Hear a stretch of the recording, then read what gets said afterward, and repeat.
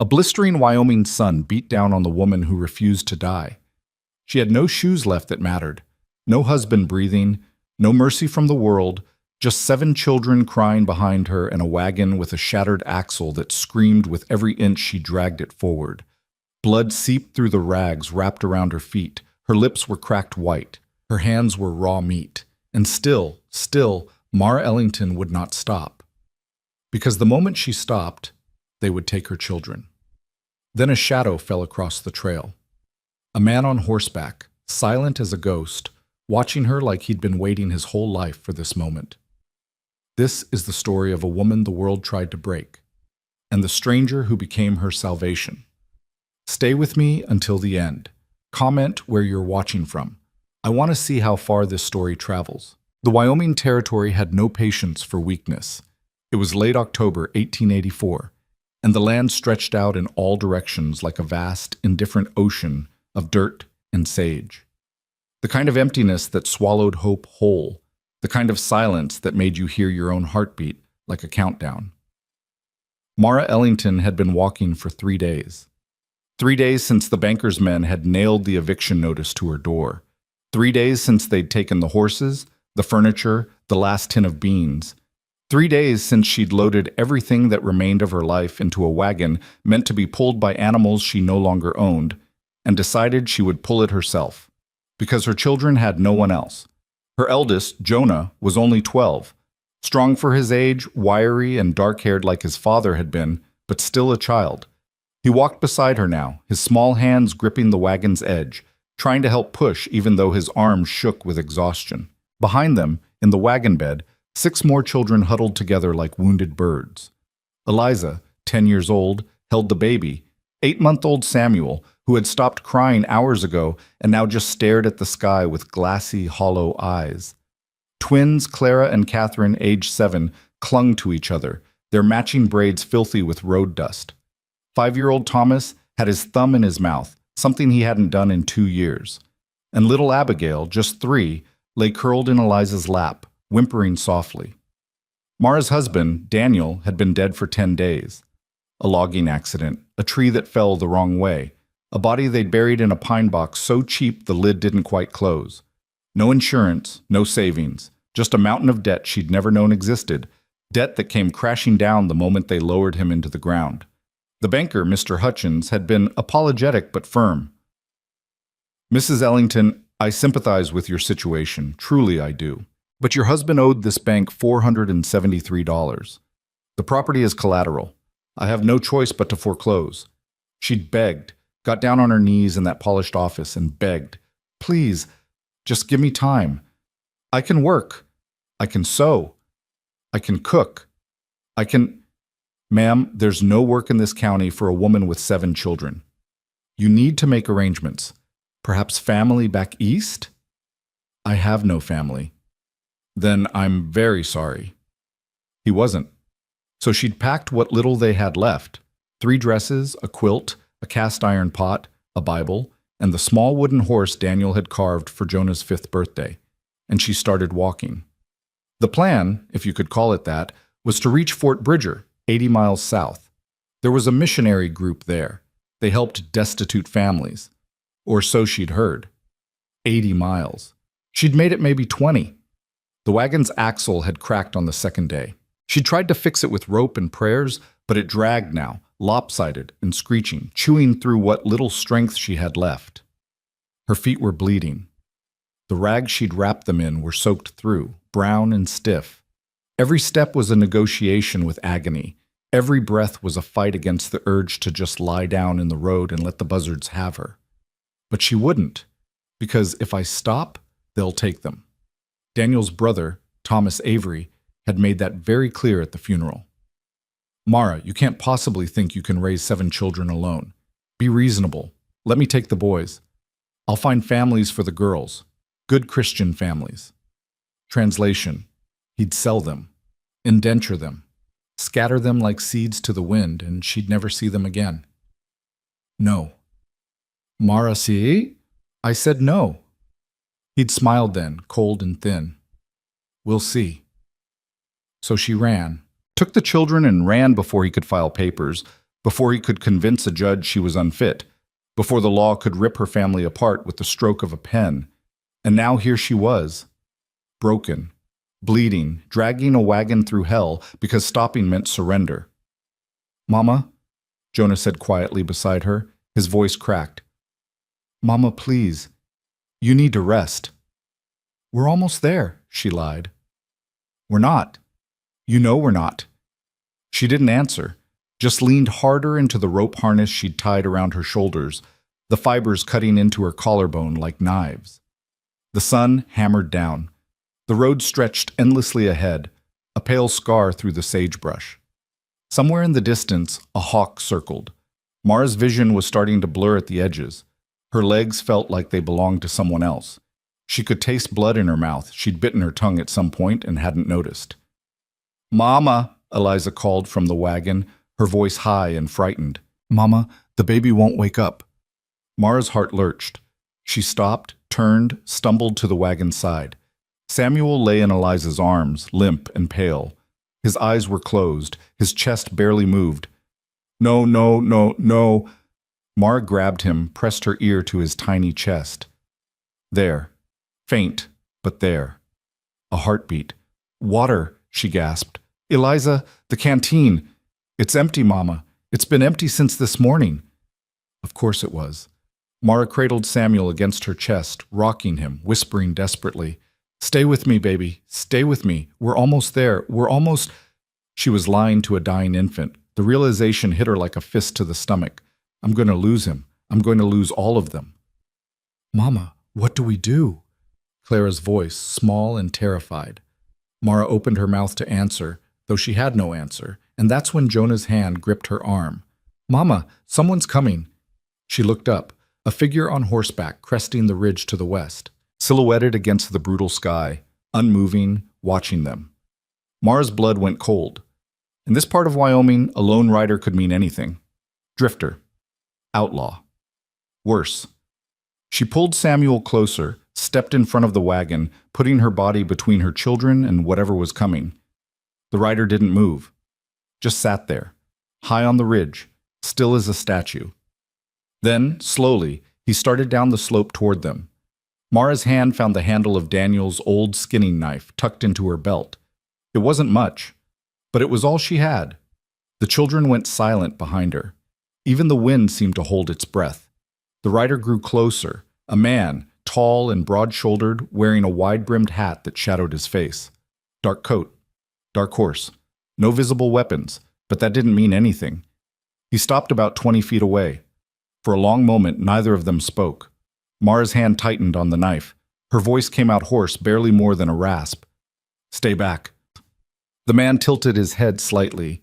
Then, with slow, deliberate movements, he dismounted, kept his hands visible, took 2 steps forward and stopped again. "Ma'am," he said quietly. His voice was low, rough-edged, but not unkind. "You need help." "We're fine." "You're not." Mara's knees were shaking. She could feel herself swaying. "I said we're fine. Just leave us alone." The man's gaze moved past her to the wagon, to the children, to the broken axle, to Samuel, limp in her arms. His jaw tightened. "How long since that baby's had water?" "That's none of your—" "How long?" Mara's breath hitched. I don't know. Hours. Maybe longer."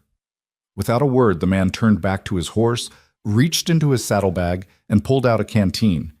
He walked forward, slow, non-threatening, and held it out. Mara stared at it like it might be poison. "It's just water," the man said. "For the baby." She wanted to refuse, wanted to tell him to go to hell, wanted to prove she didn't need anyone. But Samuel's lips were cracked and bleeding. Her hand shook as she took the canteen. She unscrewed the cap, wet her finger, touched it to Samuel's lips. He stirred faintly, instinctively sucking at the moisture. She gave him a little more, then a little more, until his eyes fluttered open and he started to cry, weak but alive. A sob tore out of Mara's chest before she could stop it. The man stood there, hands at his sides, saying nothing. Mara passed the canteen back to Eliza. "Give everyone a sip, just a little." Then she turned back to the stranger. wiping her face roughly. Thank you, but we don't need charity. We're fine. The man glanced at the wagon, at the broken axle, at her bleeding feet. No, ma'am, you're not. We'll manage. You won't. We will, ma'am. His voice was still quiet, but there was iron underneath. That axle split clean through. You've got no water, no food, and no horses. The nearest town is 40 miles back and Fort Bridger's 60 miles ahead. You won't make it another day, let alone both. Mara's hands clenched into fists. Then what do you suggest? You want to take my children? Is that it? You're working for Thomas Avery? The man frowned. I don't know who that is. Then what do you want? Silence. The man looked at her for a long moment, then quietly, to help. Why? Because you need it. Mara laughed, a sharp, bitter sound. People don't just help, not without wanting something. The man's expression didn't change. I do. She searched his face, looking for the lie, the angle, the trap. She didn't find one. I don't even know your name, she whispered. Silas Hawthorne. I'm Mara Ellington. Silas nodded once. Then he knelt down beside the wagon, ran his hand along the broken axle, and stood. I can fix this. Won't be pretty, but it'll hold. There's a creek about 3 miles west, good water, shade. You and the children can rest there while I work. I can't pay you. Didn't ask you to. I don't have anything to give you. Didn't ask for anything. Mara's throat tightened. Why are you doing this?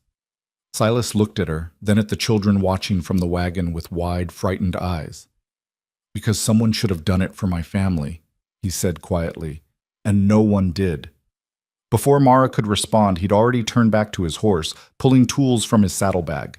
He worked in silence, quick and efficient, reinforcing the axle with strips of leather and a piece of iron he'd had tucked away. Jonah stepped forward hesitantly. Mister, can I help? Silas glanced up, studied the boy for a moment, then nodded. Hold this steady. Jonah's face lit up. He grabbed the axle, bracing it while Silas secured the bindings. Mara watched, her mind spinning. She didn't trust this, couldn't afford to. But Samuel was drinking from the canteen now, and the other children were watching Silas with something she hadn't seen in their eyes for weeks. Hope. It took less than an hour. When Silas stood wiping his hands on his coat, the axle was solid. Not perfect, but functional. That'll get you to the creek, he said. After that, we'll see. You're coming with us? Mara asked, startled. Silas looked at her, his expression unreadable. You think I'd fix your wagon and just leave you out here? I don't know what to think. Then don't. Just come with me. He climbed back onto his horse, took the rope harness from Mara's shoulders before she could protest, and tied it to his saddle. The wagon lurched forward, rolling smooth and steady for the first time in days. Mara stood there, stunned, as Silas looked back at her. You coming? He asked. She looked at her children, at Jonah standing a little straighter, at Eliza holding Samuel, who was alive, at the twins, at Thomas, at little Abigail, all of them watching her, waiting. Mara took a breath, and then she followed. The creek was everything Silas had promised. Clear water running over smooth stones, cottonwood trees providing blessed shade. Soft grass where the children could sit without fear of scorpions or snakes. The moment they arrived, the children scrambled out of the wagon and ran for the water, splashing and laughing. Actual laughter, a sound Mara had almost forgotten. Silas dismounted, filled every container they had, then started a small fire. From his saddlebag, he produced salt pork, cornmeal, and a tin of peaches. Mara stared. You just carry all that? I travel a lot. Where are you coming from? Montana. Where are you going? South. That's not an answer. Silas looked at her, the faintest hint of something that might have been a smile. It's the only one I've got. He cooked in silence, Johnny cakes in the pan, pork sizzling over the fire, peaches divided carefully into 7 small portions. The children ate like wolves, tears streaming down their faces, because it was the first real food they'd had in days. Mara couldn't eat. Her stomach was too knotted. Instead, she sat by the fire, watching Silas move with calm, methodical efficiency, cleaning the pan, checking the horses, refilling the canteen. "You're not from Wyoming," she said finally. "No." "Where then?" "Texas. Originally. Long way from home. Don't have a home anymore." The words were flat, final. Mara recognized that tone. It was the same one she'd used when people asked about Daniel. "Don't ask, it still bleeds." Night fell. Silas spread blankets for the children, built up the fire, and then sat on the far side of the flames, his back against a tree, his hat pulled low. Mara waited until the children were asleep, then moved closer. "Silas." He looked up. "Thank you." Her voice cracked. I don't know how to." "You don't need to." "I do. You saved us. You saved my son." Silas's gaze moved to Samuel, sleeping peacefully in Eliza's arms. "He's strong. He would have made it." "No, he wouldn't have." Silence. "Why are you really doing this?" Mara asked quietly. "Don't tell me it's just because you're a good man. Nobody's that good." Silas stared into the fire. For a long time he didn't answer. Then, "I had a wife once, and a daughter. They died 8 years ago. Cholera epidemic swept through our town. I was away, working a cattle drive. By the time I got back..." He stopped, swallowed. There was nothing left to come back to. Mara's chest tightened. "Every time I see a woman alone with kids," Silas continued, "I think about her. About what it must have been like, dying alone, scared, with no one to help." He looked up at Mara, his eyes dark and haunted. "I couldn't save them, but maybe I can save you." Mara's eyes burned. "You don't owe me anything." "I know." "Then why?" "Because maybe it'll mean something." His voice was barely above a whisper. "Maybe if I save enough people, it'll make up for the ones I couldn't." Mara understood. She understood grief, the kind that carved you hollow, the kind that made you want to do impossible things just to fill the emptiness. She reached across the fire and placed her hand on his. "It already means something," she said softly. Silas looked down at her hand, scarred and blistered and strong. And for the first time since he'd found her on that road, he didn't look away. Morning came too soon. Mara woke to the smell of coffee and bacon. She sat up, disoriented, and found Silas crouched by the fire, cooking breakfast. "How long have you been awake?" she asked, her voice rough with sleep. "Couple hours." "You should have woken me." "You needed rest." The children woke one by one, drawn by the smell of food. Silas served them without a word. Bacon, Johnny cakes, coffee for Mara and Jonah, milk for the younger ones. Where had he even gotten milk? After they'd eaten, Silas inspected the wagon again, reinforced a few weak spots, then looked at Mara. "You still heading to Fort Bridger?" Yes, I think so. The missionaries there. They closed down last year." Mara's heart sank. "What?" "Funding dried up. They moved operations to Cheyenne." "But I thought..." She couldn't finish the sentence, couldn't admit that her entire plan had just evaporated. Silas was quiet for a moment. Then, "I've got a place, about 15 miles west of here. It's not much, just a cabin, but it's got a roof, 4 walls, and a creek nearby. You and the kids could stay there until you figure things out." Mara stared at him. "You're offering me your home?" "I'm not using it." "Why not?" "I told you, I travel." "Silas, I can't just..." "You got a better option?" She didn't. God help her, she didn't. "How do I know this isn't a trap?" she asked, hating how desperate she sounded. "How do I know you're not going to..." "You don't." Silas's gaze was steady. "You're going to have to trust me." Mara looked at her children, at Jonah, watching Silas with something like hero worship, at Eliza holding Samuel, who was finally smiling again, at the twins, at Thomas, at Abigail, all of them healthier, safer, alive because of this stranger. "Okay," she whispered. Silas nodded once. "We'll leave in an hour." The cabin was small, weathered, and tucked into a valley so remote Mara couldn't believe it was real. But it was. One large room with a fireplace, a loft above for sleeping, shelves stocked with dry goods, beans, flour, coffee, sugar, a well outside with sweet cold water. The children ran inside, marveling at the space, the warmth, the safety. Mara stood in the doorway, unable to move. Silas set her bags down, then turned to leave. "Wait," Mara said. "Where are you going?" "I've got business in town." "Will you come back?" Silas looked at her, hesitated.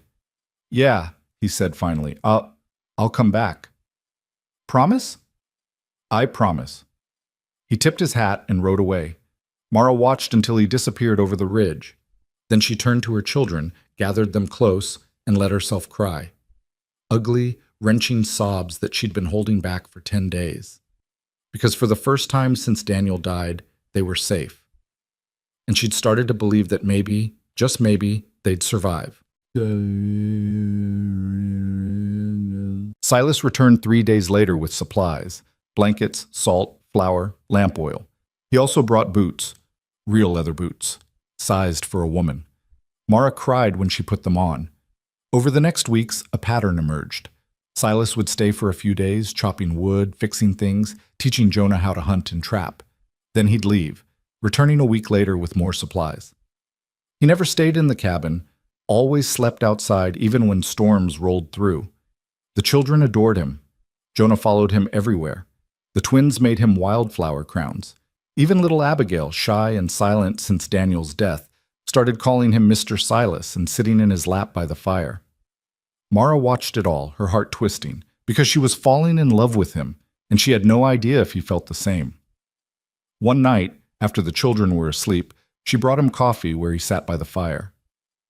"You don't have to keep doing this," she said softly. "Doing what?" "Taking care of us." "I know." "Then why do you?" Silas stared into the flames. "Because I'm tired of being alone." Mara's breath caught. "I lost everything," Silas continued.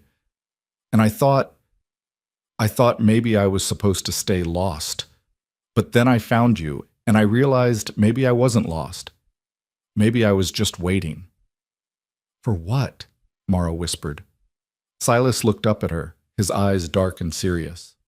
"For something worth staying for." Mara's hand shook as she set down her cup. "Silas, I'm broken. I've got 7 children and nothing else. I can't offer you." "I don't need anything." He stood, stepped closer. "I just need to know if you'll let me stay." Mara looked up at him, tears streaming down her face. "Yes," she breathed. "God, yes." Silas cupped her face in his hands, rough, scarred hands that had held her together when she was falling apart. And then he kissed her. It was gentle, reverent, like a promise. When they pulled apart, Mara was shaking.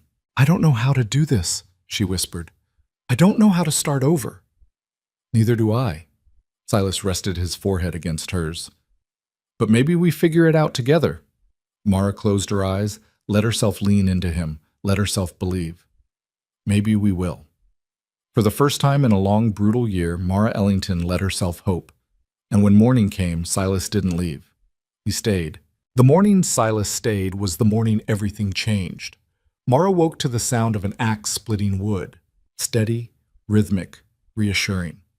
She sat up in the loft where she'd made her bed among the children, careful not to wake Abigail curled against her side, and looked down through the gap in the floorboards.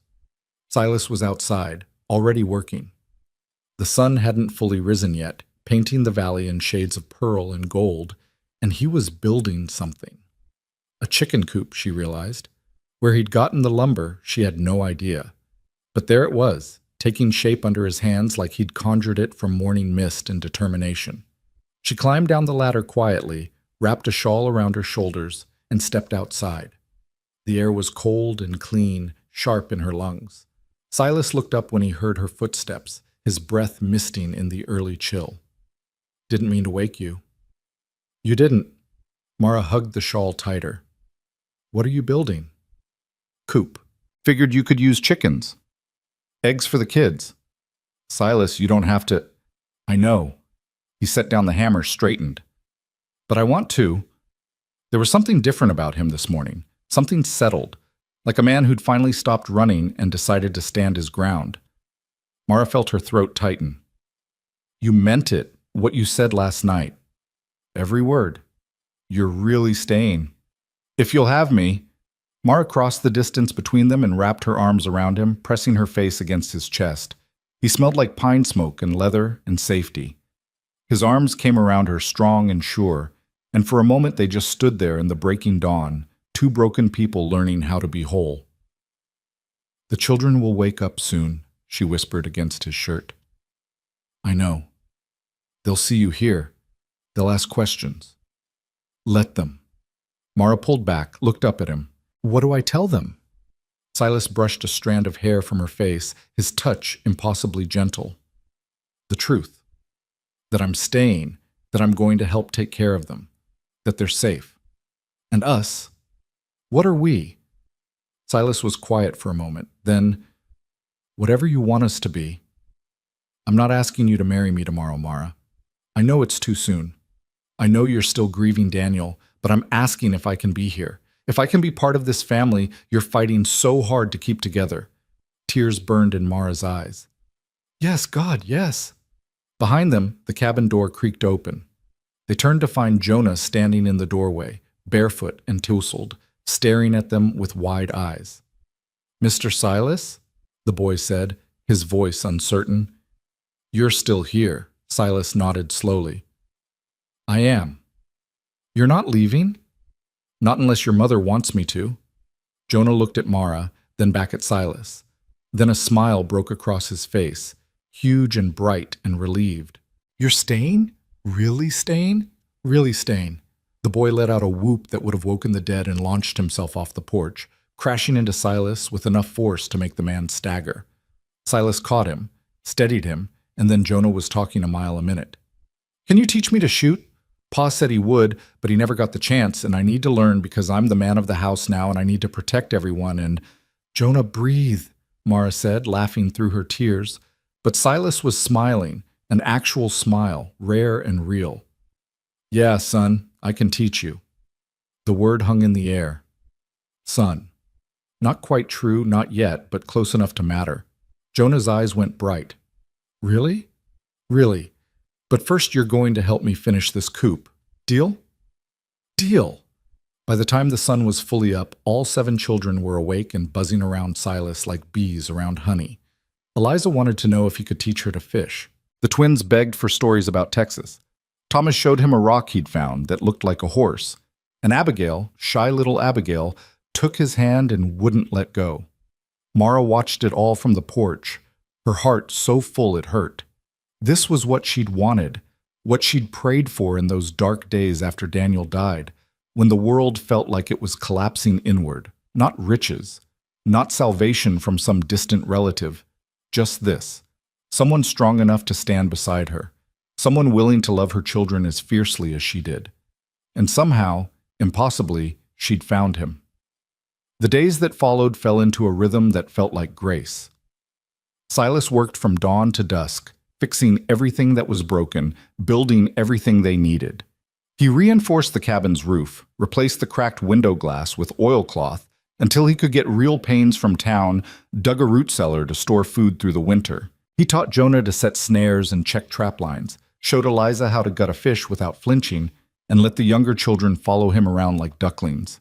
Mara cooked, cleaned, mended, and tried not to cry every time she watched Silas lift Abigail onto his shoulders or ruffle Thomas's hair. He was so gentle with them, so patient, nothing like the hard, silent man she'd first seen on that ridge. At night, after the children were asleep, they would sit by the fire and talk about everything, about nothing, about the lives they'd lost and the one they were trying to build. I was a teacher, Mara told him one night, her voice soft in the firelight. Before I married Daniel, I had a little schoolhouse in Ohio, 23 students. I loved it. Why'd you stop? Because I fell in love.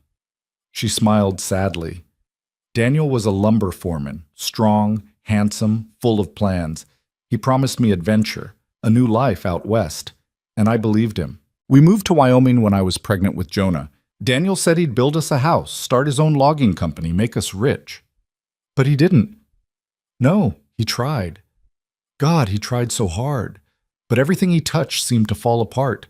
Business deals that went south, investments that failed.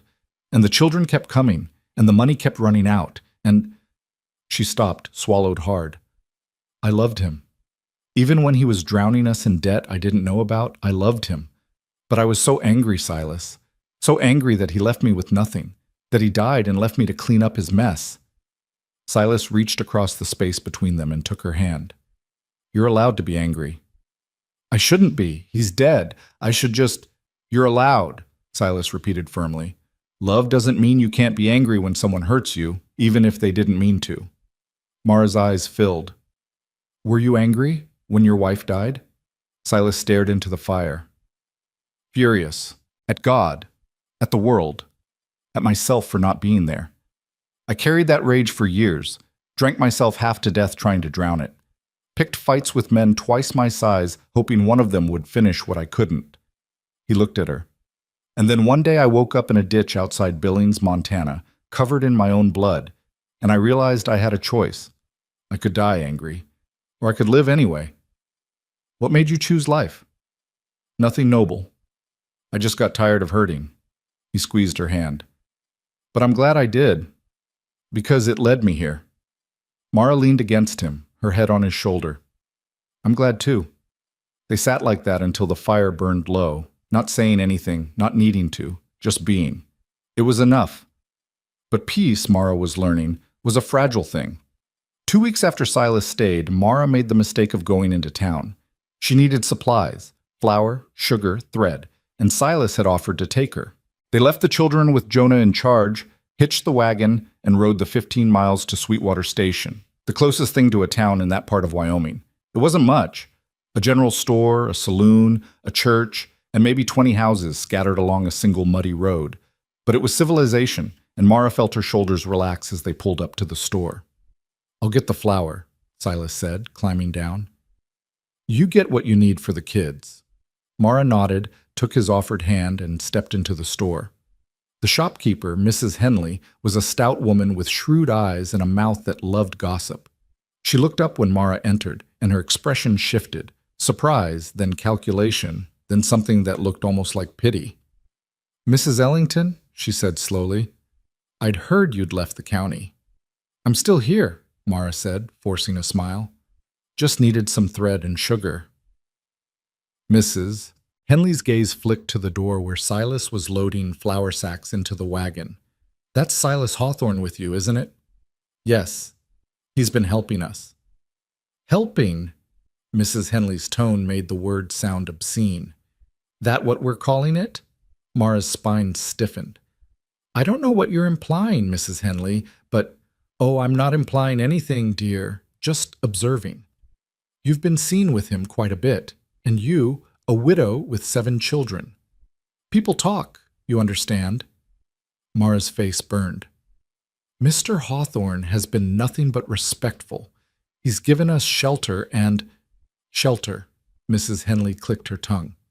In his cabin, alone, with 7 children and no chaperone. Mrs. Ellington, I'm trying to help you. You need to understand how this looks. How it looks? Mara's voice rose. It looks like a man helping a desperate woman and her children survive. That's all. Is it? Mrs. Henley leaned across the counter, her voice dropping to a conspiratorial whisper. Because I heard Thomas Avery's been asking questions. About you. About where you went. And if he hears you're living unmarried with a man... Mara's blood went cold. Thomas has no claim on my children. He's family, and he's got money. If he takes this to a judge, claims you're unfit... Mrs. Henley trailed off meaningfully. Mara's hands shook as she set coins on the counter. I'm not unfit. I'm surviving. I believe you, dear, but will a judge? Mrs. Henley wrapped the thread and sugar in brown paper. Just think about it, for the children's sake. Mara grabbed the package and left without another word. Silas was waiting by the wagon, and he took one look at her face and frowned. What happened? Nothing. Let's go. Mara, please. Just take me home. They rode in tense silence until they were halfway back to the cabin. Then Silas pulled the wagon to a stop and turned to her. What did she say to you? Mara stared at her hands. That people are talking. About us. About me living in your cabin without being married. That it looks improper. Silas's jaw tightened. I've been sleeping outside. They don't know that. And even if they did, she took a shaky breath. Thomas Avery's asking questions about where I went. If he finds out I'm living with you, unmarried, he could use it against me. He could take the children. He won't. You don't know that. Mara, he has money, Silas. He has lawyers, and I have nothing. Nothing but you. Her voice cracked. And if being with you means losing my children, then I can't. I can't. Silas reached for her, pulled her against him. Listen to me. No one is taking those kids. You hear me? No one. But what if... Marry me. Mara froze. What? Silas pulled back, cupped her face in his hands. Marry me. Today. Tomorrow. Whenever you're ready.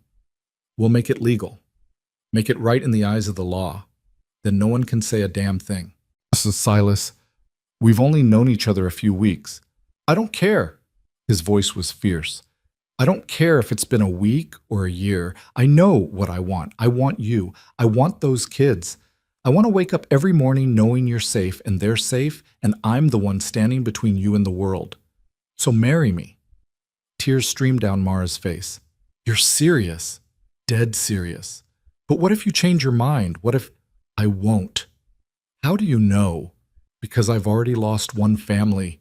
Silas's voice was raw. And I'll be damned if I lose another. Mara stared at him, this impossible man who'd appeared in her life like an answer to a prayer she hadn't known how to say. She thought about Mrs. Henley's warning, about Thomas Avery circling like a vulture, about the 7 children sleeping peacefully in a cabin because Silas had given them shelter, and she thought about what Daniel would have wanted. Not for her to die with him, but to live, to fight, to grab happiness with both hands and refuse to let go. Yes, she whispered. Yes? Yes, I'll marry you. Silas let out a breath that sounded almost like a sob and kissed her, hard and desperate and full of promise. When they pulled apart, Mara was laughing through her tears. How are we going to do this? We don't even have a preacher. Judge Thompson in Rock Springs. He owes me a favor. We can ride there tomorrow, take the kids, make it official. Just like that? Just like that. Silas brushed his thumb across her cheek. Unless you want something fancier. Mara thought about the wedding she'd had with Daniel. White dress, flowers, church full of people. It had been beautiful. It had also been a lie. A fairy tale that crumbled under the weight of real life. This was different. This was choosing each other with eyes wide open, scars visible. No illusions about what love required. No, she said softly. This is exactly what I want. They told the children that night. Jonah whooped and tackled Silas again. Eliza cried and hugged Mara so tight she could barely breathe. The twins danced in circles singing Pa Silas, until they collapsed in giggles. Thomas and Abigail didn't fully understand, but they clapped because everyone else was happy. And when the excitement died down and the children were tucked into bed, Mara stood in the doorway watching Silas build up the fire for the night. Silas? He looked up. Thank you for choosing us. Silas crossed to her, took both her hands. Thank you for letting me. They married 3 days later in Rock Springs. Judge Thompson, a gruff man with kind eyes, performed the ceremony in his parlor with all 7 children as witnesses. Mara wore her best dress, a simple gray cotton she'd mended carefully. Silas wore his cleanest shirt and combed his hair back. There were no flowers, no music, no guests, just 2 people making promises they intended to keep. Do you, Silas Hawthorne, take this woman to be your lawfully wedded wife? I do. And do you, Mara Ellington, take this man to be your lawfully wedded husband? Mara looked at Silas, at this man who'd found her at her lowest, who'd lifted her up without asking for anything in return, who'd chosen her broken, complicated, beautiful family. I do. Then by the power vested in me by the territory of Wyoming, I pronounce you husband and wife. You may kiss your bride. Silas leaned down and kissed her softly. The children cheered. Judge Thompson smiled and shook Silas's hand, and Mara Hawthorne, no longer Ellington, felt something she thought she'd lost forever: joy. They celebrated with penny candy for the children and a real hotel dinner: roast chicken, potatoes, apple pie.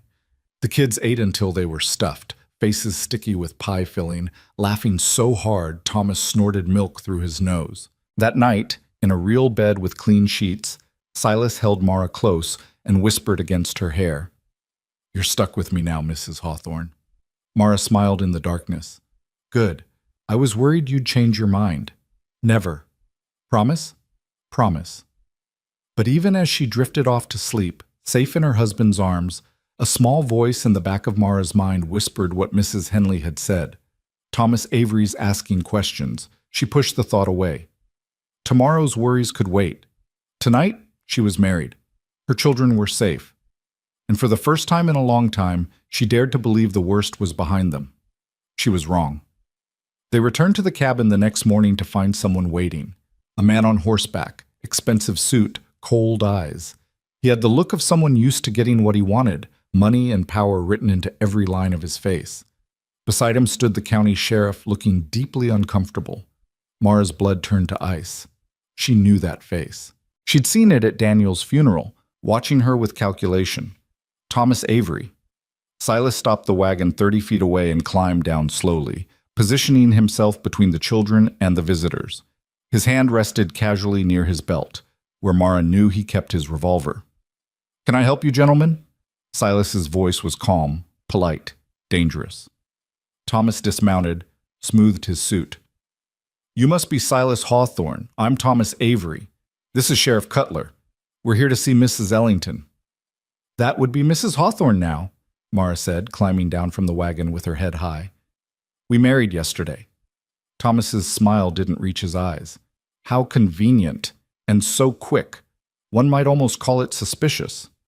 "One might call it none of your business," Silas said quietly. The sheriff shifted uncomfortably.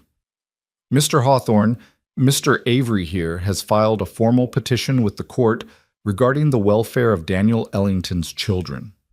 I'm just here to verify facts." "What facts?" Mara demanded, her voice shaking. Thomas pulled papers from his coat. "Facts like whether it's appropriate for a grieving widow to remarry mere weeks after her husband's death. Facts like whether 7 children should be living in a one-room cabin in the middle of nowhere with a man who's little more than a stranger. Facts like whether you, Mara, are truly fit to raise these children in such circumstances." Rage flooded through Mara. "How dare you!" Silas's hand on her arm stopped her. His voice stayed level. "Sheriff, those children are clothed, fed, healthy, and safe. Their mother is my wife. This is our home. Everything here is legal and proper." Sheriff Cutler nodded slowly. "That's what it looks like to me, Mr. Hawthorne." Thomas's face darkened. "Sheriff, need I remind you that I'm the children's closest living relative? That I have every right to ensure their welfare?" "You signed away that right when Daniel died," Mara snapped. "You wanted nothing to do with us until you thought you could control us." "I wanted to help you, Mara. You refused. And now look, living in squalor with a man you barely know." "This isn't squalor," Jonah's voice cut through the tension. The boy had climbed down from the wagon and stood beside Silas, chin raised defiantly. "This is our home. Mr. Silas, Pa Silas, he built us a chicken coop. He fixed the roof. He teaches me stuff. He's good to us." Thomas looked at the boy with something like disgust. "Child, you don't understand." "I understand plenty," Jonah said. "I understand you didn't care about us when we were starving, and now that we're safe, you want to take us away. That's not helping. That's just being mean." Out of the mouths of babes, Sheriff Cutler cleared his throat. "Mr. Avery, I don't see grounds for intervention here. The children appear well cared for. The marriage is legal, unless you have evidence of abuse or neglect." "Give me time, Sheriff. I'll find it." And Thomas mounted his horse, looking down at Mara with cold promise. "This isn't over, Mara. Those children should be with family, real family, not some drifter you spread your legs for." Silas moved. One moment he was standing still. The next, he had Thomas by the collar, yanking him half out of the saddle, a gun pressed cold against the man's temple. "Say that again," Silas whispered, his voice like winter. "I dare you." Thomas went pale. The sheriff's hand went to his own gun. "Mr. Hawthorne, let him go. He insulted my wife. And if you kill him, you'll hang. Is that what you want? To leave her a widow twice over?" Silas's hand shook. For a terrible moment, Mara thought he might pull the trigger anyway. Then Jonah's small hand grabbed Silas's coat. "Pa, don't, please." Silas closed his eyes, took a breath, and slowly, deliberately, he released Thomas and stepped back. Thomas scrambled to right himself, face flushed with humiliation and rage. "You'll regret that, Hawthorne." "I already do," Silas said coldly. "I regret not pulling the trigger." The sheriff moved his horse between them. "Mr. Avery, I suggest you leave. Now." Thomas straightened his collar, his eyes burning with hatred. "This isn't finished." "Yeah, it is," Sheriff Cutler said firmly. "You got no case, Avery. Go home." Thomas stared at Mara one last time. "You're making a mistake." "The only mistake I ever made," Mara said quietly, "was believing you had a heart." Thomas rode away, the sheriff following with an apologetic nod. The moment they disappeared over the ridge, Mara's legs gave out. Silas caught her, held her while she shook. "He's not going to stop," she whispered. "He's going to keep coming until—" "Then let him come." Silas's voice was steel. "I meant what I said, Mara. No one's taking these kids. Not him, not anyone, over my dead body." "That's what I'm afraid of," Mara said, tears streaming down her face. Behind them, 7 children watched with wide, frightened eyes. And Mara realized that marrying Silas hadn't solved their problems. It had only made them more visible. The fight was just beginning. That night, Silas didn't sleep. Mara found him just before dawn, sitting on the porch with his rifle across his knees, watching the ridge where Thomas Avery had disappeared. The valley was still dark, the sky just beginning to lighten at the edges, and his breath made small clouds in the cold air. "You've been out here all night," she said softly, wrapping a blanket around her shoulders as she sat beside him. "Someone needs to keep watch." "Silas, he's not coming back tonight. The sheriff made it clear. He has no legal grounds. That doesn't mean he won't try something else." Silas's voice was flat, exhausted. "Men like Thomas Avery don't give up when they lose. They just get meaner." Mara pulled the blanket tighter. "What do you think he'll do?" "I don't know, but whatever it is, we need to be ready." He finally looked at her, and she could see the weight in his eyes. "I'm sorry, Mara. I thought marrying you would protect you. Instead, I just painted a bigger target on your back." "You didn't do anything wrong." "I put a gun to a man's head in front of a sheriff. That was wrong." "He called me a—" Mara couldn't even finish the sentence. The words still burned. "I know what he called you." Silas's jaw tightened. "And I should have killed him for it." "No." Mara grabbed his hand. "No, you shouldn't have. Because then where would we be? You'd be dead or in prison, and I'd be right back where I started. Alone." Silas was quiet for a long moment. Then, "I lost control. I never lose control. You were protecting me. I was protecting my pride." He set the rifle aside, scrubbed his hands over his face. "That's how men like me get killed, Mara. We let our pride make decisions our heads should make." "Then what do we do?" Mara asked, hearing the desperation in her own voice. "How do we fight someone with money and lawyers and the law on his side?" "We make sure the law stays on our side." Silas stood, helped her to her feet. "Today I'm riding into Rock Springs, going to talk to Judge Thompson, file papers making me legal guardian of your children in case anything happens to you. And I'm going to ask around, see if Thomas Avery has any skeletons we can use." "What kind of skeletons?" "The kind that makes a judge think twice about giving him custody of anyone." Silas's smile was grim. "Every rich man has something he doesn't want people knowing. I just need to find it." Mara wanted to argue, wanted to tell him it was too dangerous, that poking around in Thomas Avery's business would only make things worse. But she looked at the cabin behind them, at the windows where her children slept safe and warm, and she knew they were out of options. "Be careful," she whispered. Silas kissed her forehead. "Always am." He left an hour later, riding hard for Rock Springs with a promise to be back before dark. Mara watched until he disappeared, then turned to face the day ahead. The children were subdued at breakfast. Even the twins were quiet, pushing their porridge around their bowls without eating. "Is Pa Silas coming back?" Abigail asked in her small voice. "Of course he is, sweetheart," Mara said, forcing brightness into her tone. "He just has business in town." "Is the mean man going to take us away?" Thomas's eyes were huge, terrified. Mara knelt down, gathered him close. "No, baby, no one is taking you anywhere, I promise." But Jonah caught her eye from across the table, and she could see he didn't believe her. He was old enough to understand that some promises couldn't be kept, that sometimes the world took what it wanted, no matter how hard you fought. Later, while the younger children played outside under Eliza's watchful eye, Jonah helped Mara wash dishes in silence. Finally, he spoke. "Ma, what happens if that man comes back when Pa Silas isn't here?" Mara's hand stilled in the wash water. "He won't." "But what if he does?" She looked at her son, 12 years old and already carrying the weight of a grown man on his shoulders. Daniel's eyes. Her determination. "Then you take your brothers and sisters and you run. You go to the creek, follow it east to the Miller farm like Pa Silas showed you. You tell them what happened and you let them help. You understand?" Jonah's jaw set. "I'm not leaving you.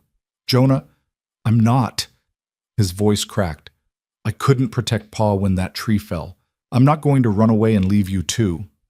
Mara's heart shattered. She pulled him into her arms, this boy trying so hard to be a man. "Oh, sweetheart, what happened to your father wasn't your fault. You couldn't have stopped it. I should have been there. I should have—" "No." She held him tighter. "Listen to me. Your job isn't to protect me. Your job is to protect your brothers and sisters. That's what your father would want. That's what I need from you." Jonah was crying now, silent tears soaking into her dress. "I'm scared, Ma." "I know. I'm scared too." She pulled back, cupped his face. "But we're not alone anymore. We have Pa Silas, and we have each other. And that means we're going to be okay." She prayed she wasn't lying. The day dragged on, tense and endless. Mara kept the children close, worked on mending to keep her hands busy, and watched the ridge obsessively. Every shadow made her heart jump. Every bird call made her reach for the rifle Silas had left propped by the door.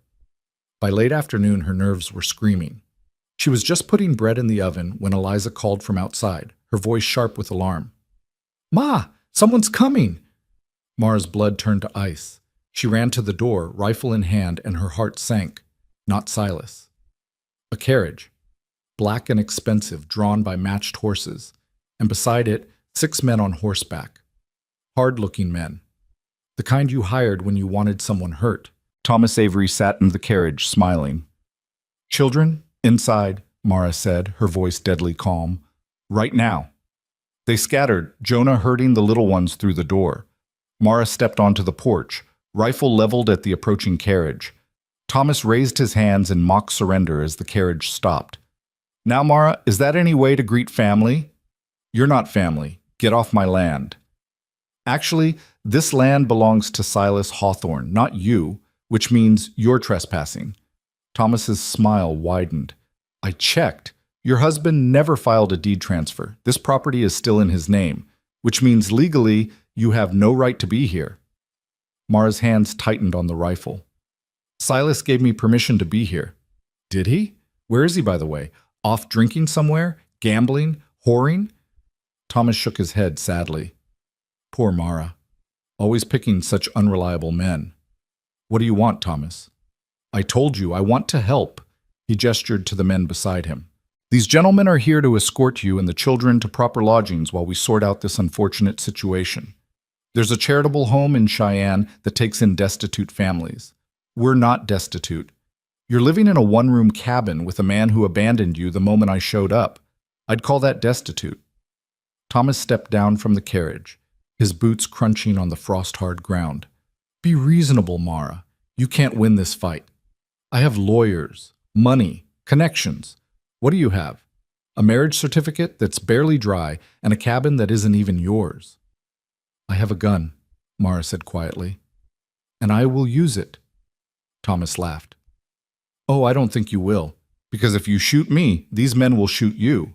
And then what happens to your precious children? They end up in an orphanage anyway, or worse. Behind Mara, the door creaked. She didn't turn around, but she felt Jonah slip out onto the porch, felt him press something into her free hand. Daniel's old revolver. Ma's not alone, Jonah said, his voice steady despite his shaking hands. And if you try to take us, you'll have to go through both of us. Thomas's expression darkened. Boy, don't be stupid. The lady said get off her land. The new voice came from the ridge. Everyone turned. A man stood there, backlit by the afternoon sun, a rifle in his hands. He started down the slope, and Mara's heart leapt. Not Silas. Someone else. But as he got closer, more figures appeared on the ridge. 10, 20, 30. Men and women both, all armed, all moving down toward the cabin in a slow, implacable line. Thomas's hired men shifted nervously, hands moving toward their guns. I wouldn't, the first man said as he reached the yard. He was older, weathered, with kind eyes and a sheriff's star pinned to his chest. Not Sheriff Cutler. Someone new. Name's John Miller. I own the farm 5 miles east. These folks here? They're my neighbors. Word travels fast in these parts when someone threatens a family. This is none of your business, Thomas snapped. Wrong. A woman stepped forward, gray-haired and formidable. Mara Hawthorne is our neighbor. That makes it our business. More voices joined in. Silas helped me birth my calf last spring, saved my whole herd. He fixed my well when I couldn't afford to pay anyone. He sat with my wife when she was dying, wouldn't leave until she passed peaceful. That man's got more honor in his little finger than you've got in your whole body, Avery. Thomas's face went red. This is absurd. I'm trying to protect these children from an unsuitable environment. Only thing unsuitable here is you, John Miller said flatly. Now, I did some asking around after you left this morning. Turns out you've been sniffing around your brother's estate, trying to get your hands on a property deed he had filed in Montana. Mining rights, if I remember right. Worth a fair bit. Thomas went very still. Seems to me, Miller continued, you're not interested in these kids at all. You just want leverage to make Mara give you what you're after. That about right? I have no idea what you're talking about. Sure you don't. Miller spat in the dirt. Here's what's going to happen. You're going to get back in that fancy carriage. You're going to ride out of this valley, and you're not going to bother this family again. Because if you do, every person here is going to testify in court about your real intentions. And I don't think a judge will look kindly on a man who threatens children to steal their inheritance. Thomas's jaw worked. His hired men were outnumbered 3-1, and they knew it. His hand trembled with rage as he pointed at Mara. This isn't over. Yes, Mara said, her voice ringing clear across the yard. It is. For a long moment, Thomas just stared at her. Then he climbed back into his carriage and gestured sharply to his men. Drive. They left in a cloud of dust and fury. Mara's legs gave out the moment they disappeared over the ridge. She sat down hard on the porch steps, the rifle clattering beside her. Jonah wrapped his arms around her, and she held him tight, shaking so badly her teeth chattered. John Miller approached slowly, hat in his hands. Mrs. Hawthorne, you all right? Mara looked up at him, at all these people who'd come to stand between her children and danger, and burst into tears. Thank you, she sobbed. Thank you. I don't know how to... No thanks needed. Miller knelt down, his voice gentle. Silas rode through my place this morning, told me what happened, asked if I'd keep an eye out. I put the word out to the other farms and, well, he gestured at the assembled crowd. Folks came running. But why? You don't even know me. We know Silas, and we know good people when we see them. The gray-haired woman stepped forward, pressed a basket into Mara's hands. I'm Martha Cooper.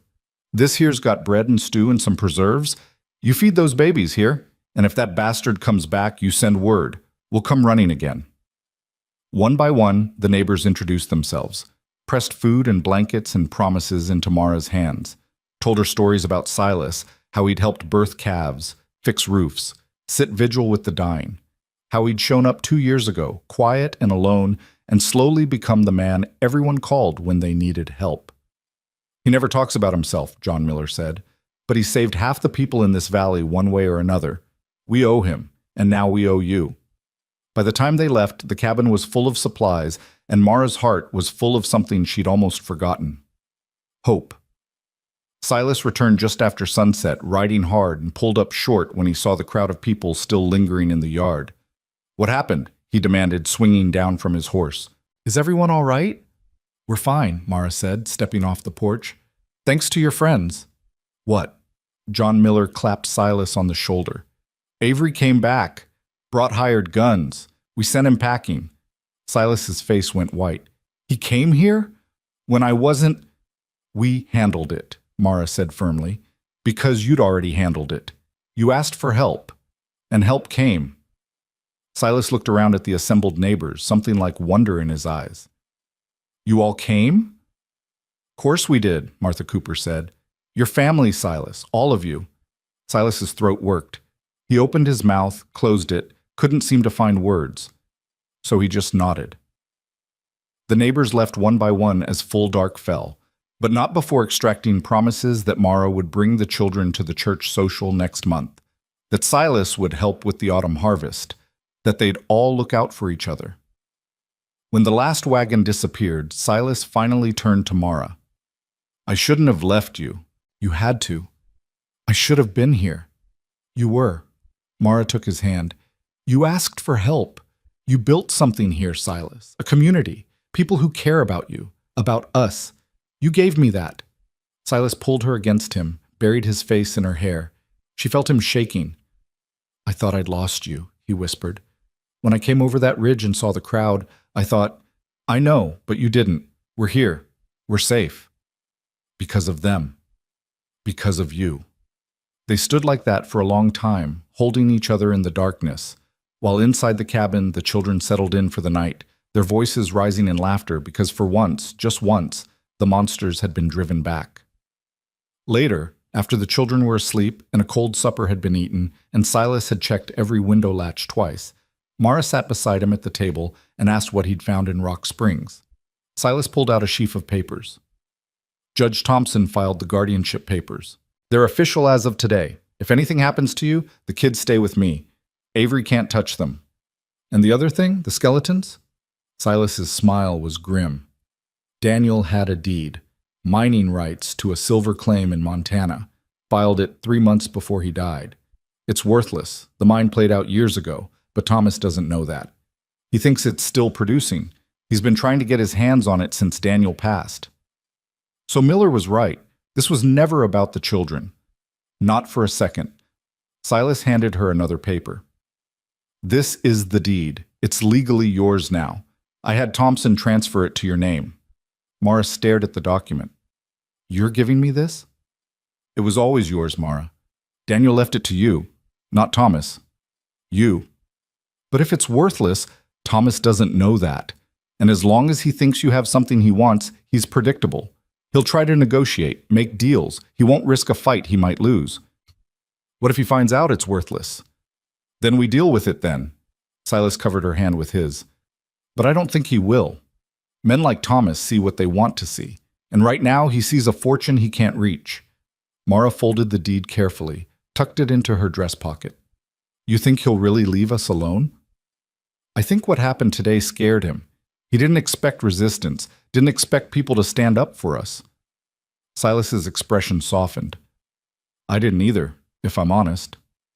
"Why not? You helped all of them." "Helping people doesn't mean they'll help you back. I learned that a long time ago." "Well," Mara said, squeezing his hand, "I guess you learned wrong." Silas looked at her, and for the first time since Thomas Avery had darkened their door, he smiled. A real smile. Small, but genuine. "Yeah, I guess I did." They sat in comfortable silence for a while, the fire crackling, the cabin warm and safe around them. Outside, the valley stretched dark and peaceful under a sky full of stars. Finally, Silas stood, helped Mara to her feet. "Come on, you need rest." "So do you." "I'll rest when I'm dead." But he let her lead him to the bed they'd set up in the corner, screened off with a curtain for privacy. They lay down together, fully clothed, too tired for anything but holding each other. Silas? Mara whispered in the darkness. Yeah? When you asked for help today. When you rode to Miller's farm and told him what was happening. That was the hardest thing you've ever done, wasn't it? Silas was quiet for so long she thought he'd fallen asleep. Then, yes. Why? Because asking for help means admitting you can't do it alone. And I've been alone so long, I forgot how to be anything else. Mara rolled over, found his face in the darkness, traced the line of his jaw with her fingers. You're not alone anymore. I know. His hand came up, covered hers. Scares the hell out of me. Why? Because now I have something to lose again? Mara's throat tightened. I'm not going anywhere. You don't know that. Life doesn't make promises. No, but I do. She pressed her forehead to his. I promise, Silas Hawthorne, I'm not leaving you. Not willingly, not ever. Silas's breath hitched. Mara. Say it back. Say it. I'm not leaving you. His voice broke. Not ever. They kissed then, slow and sweet, and full of all the things they couldn't say out loud. All the fear and hope and desperate, fragile love they'd built in the space between survival and living. When they finally pulled apart, Silas held her close and Mara listened to his heartbeat, steady and strong. Outside, the wind picked up, rattling the shutters. But inside, the cabin was warm. The children slept peacefully, and for the first time since Thomas Avery had appeared on their ridge, Mara let herself believe they might actually survive this. She was almost right. The attack came 3 days later. Mara woke to the smell of smoke. For a moment, still trapped in the fog of sleep, she thought someone had left the stove door open. Then Silas was shaking her, pulling her upright, his voice urgent in the darkness. Fire! The coop's on fire! Get the kids up! Mara's mind snapped awake. She scrambled up the ladder to the loft, shaking children awake one by one. While below, Silas grabbed buckets and ran outside. Jonah, help me! Girls, get dressed! Thomas, Abigail, stay with Eliza.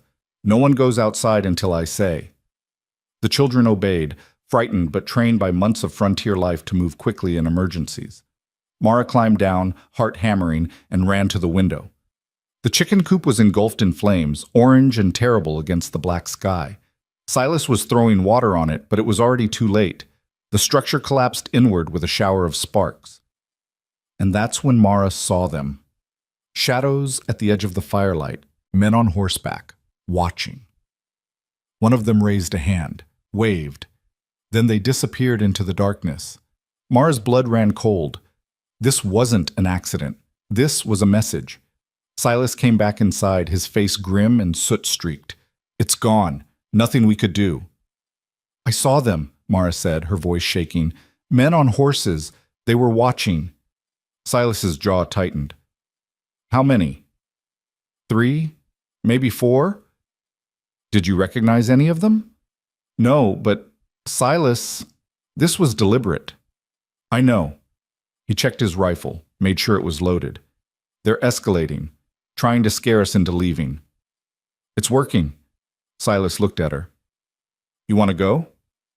Mara looked at the children clustered in the loft, at Jonah standing at the top of the ladder with his father's old revolver, at Eliza holding Abigail, who was crying softly. She thought about running, about packing up and disappearing into the night before something worse happened. Then she thought about Thomas Avery's smile, about how men like him won by making you believe you had no choice but to surrender. No, she said quietly. I'm not running. Not anymore. Silas's expression softened with something like pride. Then we make a stand. How? Tomorrow I ride back to Rock Springs. File charges for arson and intimidation.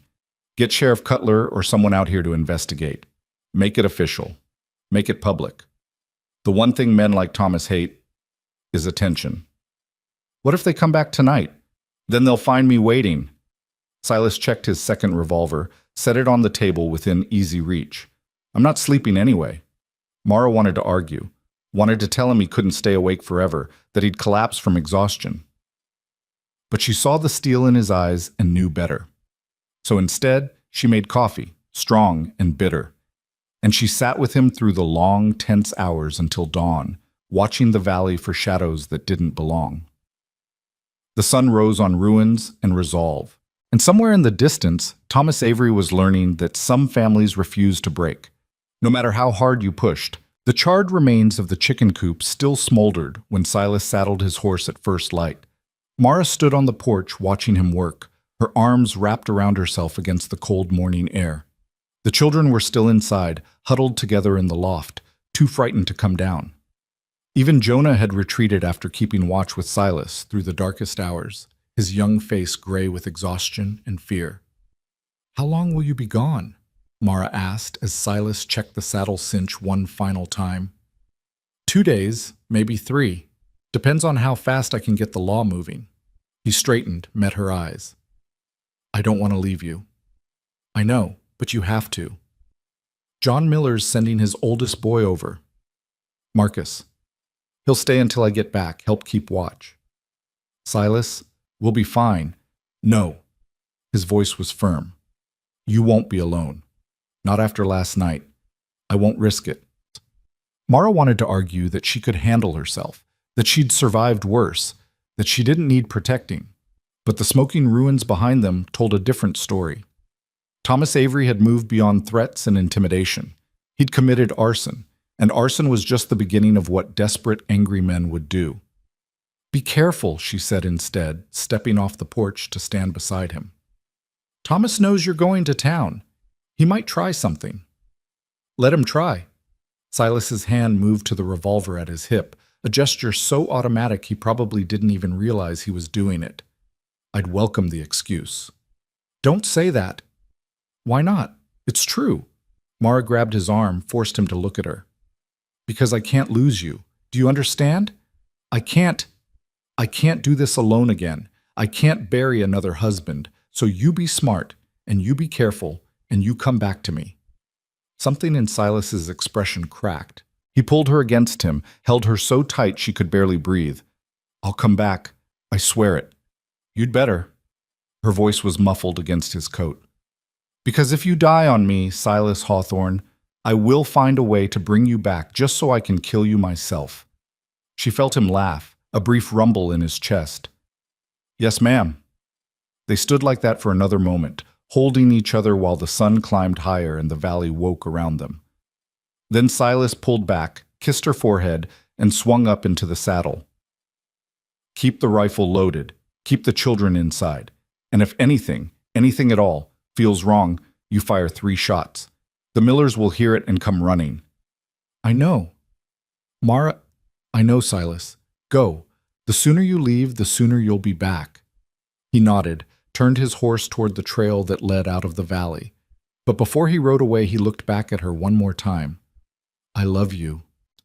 The words hung in the cold morning air, simple and raw and true. Mara's throat closed. In all the weeks they'd been together, through the wedding and the threats and the fire, neither of them had said it, as if speaking it out loud would make them too vulnerable, give fate too much ammunition. But now, with him about to ride into danger, the words came anyway. "I love you too," she whispered. "Come home to me." Silas touched the brim of his hat. Then he was gone, cantering up the trail and over the ridge, leaving Mara alone with 7 frightened children and the acrid smell of smoke. She watched until he disappeared completely. Then she turned back to the cabin, squared her shoulders, and went to face the day ahead. Marcus Miller arrived an hour later, a lanky young man of 19 with his father's honest face and his mother's kind eyes. He carried a rifle that looked older than he was and rode a sturdy sorrel mare that had seen better days. "Mrs. Hawthorne," he said, tipping his hat as he dismounted. "Pa sent me to help out while Mr. Silas is gone." "Thank you, Marcus. We're grateful for it." "No trouble at all, ma'am. Where do you need me?" Mara gestured toward the smoking ruins. "Can you help clear that away? I don't want the children seeing it any more than necessary." "Yes, ma'am. I'll get right on it." He set to work with quiet efficiency, and Mara went inside to deal with 7 pairs of eyes that had been watching her through the window. "Is Pa Silas coming back?" Thomas asked, his voice small and scared. "Of course he is, sweetheart. He just went to town to talk to the sheriff." "About the bad men who burned our chickens?" "Yes." "Will the sheriff catch them?" Mara knelt down, gathered Thomas and Abigail into her arms. I hope so, baby. I really hope so. But hope, she was learning, was a luxury they couldn't always afford. The day crawled by in tense silence. Mara kept the children busy with chores, mending clothes, churning butter, grinding corn for meal, anything to keep their hands occupied and their minds off the fear that had settled over the cabin like a shroud. Marcus worked outside, clearing debris and keeping watch. Every hour or so, he'd stick his head in to report that all was quiet, that he'd seen nothing suspicious, that they were safe. But Mara couldn't shake the feeling that they were being watched. By late afternoon, her nerves were so taut she jumped at every sound. When a branch cracked in the woods beyond the clearing, she grabbed the rifle and ran to the window, her heart hammering. Nothing. Just trees swaying in the wind. Ma? Jonah appeared at her elbow, his face pale. You okay? Fine. I'm fine. She forced herself to set the rifle down, to unclench her hands. Just jumpy. Me too. He hesitated. Ma? What if they come back tonight? Then Marcus and I will deal with it. I can help. I know how to shoot now. Pa Silas taught me. Mara looked at her son, still so young, trying so hard to be brave. I know you can, sweetheart, but I need you to do something more important. What? If anything happens, I need you to get your brothers and sisters out. Take them through the back window, into the woods. You remember the path Pa Silas showed you? The one that leads to the Miller farm? Jonah's eyes widened. Ma, I'm not leaving you. You will if I tell you to. Her voice was steel. Your job isn't to fight, Jonah. Your job is to keep them safe.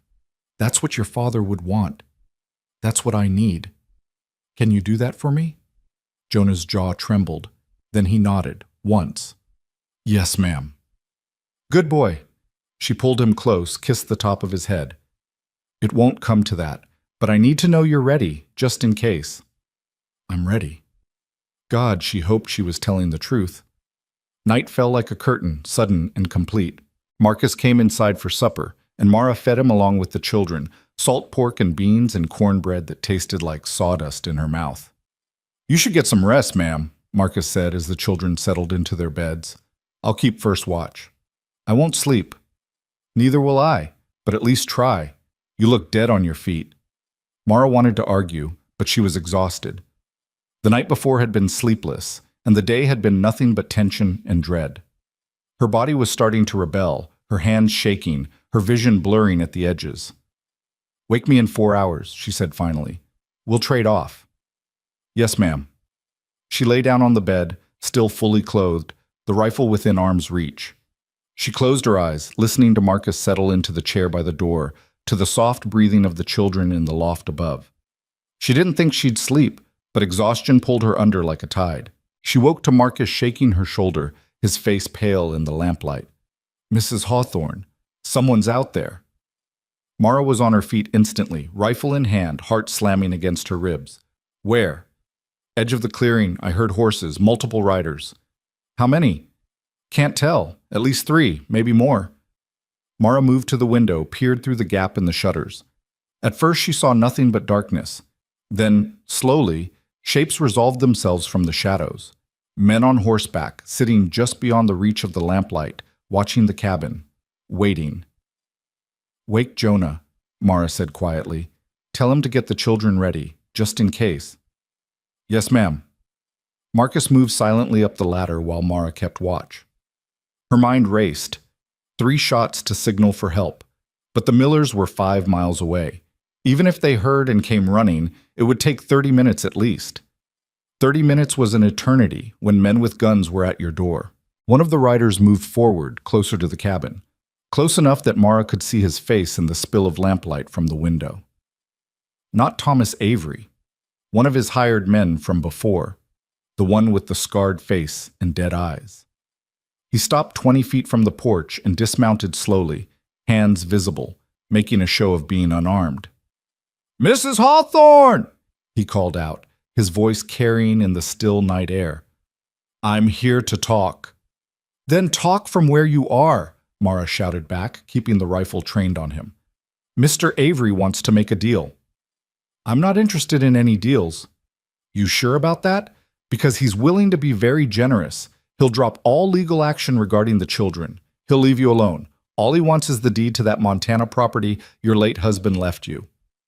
So that was it. Thomas had finally shown his hand. Tell Mr. Avery, Mara said, her voice ringing clear across the yard, that he can go straight to hell. The man's expression didn't change. That's unfortunate, because Mr. Avery was really hoping you'd be reasonable. I'm done being reasonable. Now get off my land. Can't do that, ma'am.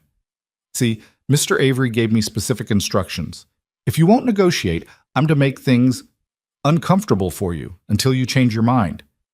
Behind Mara, Marcus cocked his rifle. The sound was loud in the tense silence. The hired man smiled. That's a lot of firepower for a woman and a boy. You really think you can hold us off? I guess we'll find out, Mara said. For a long moment, no one moved.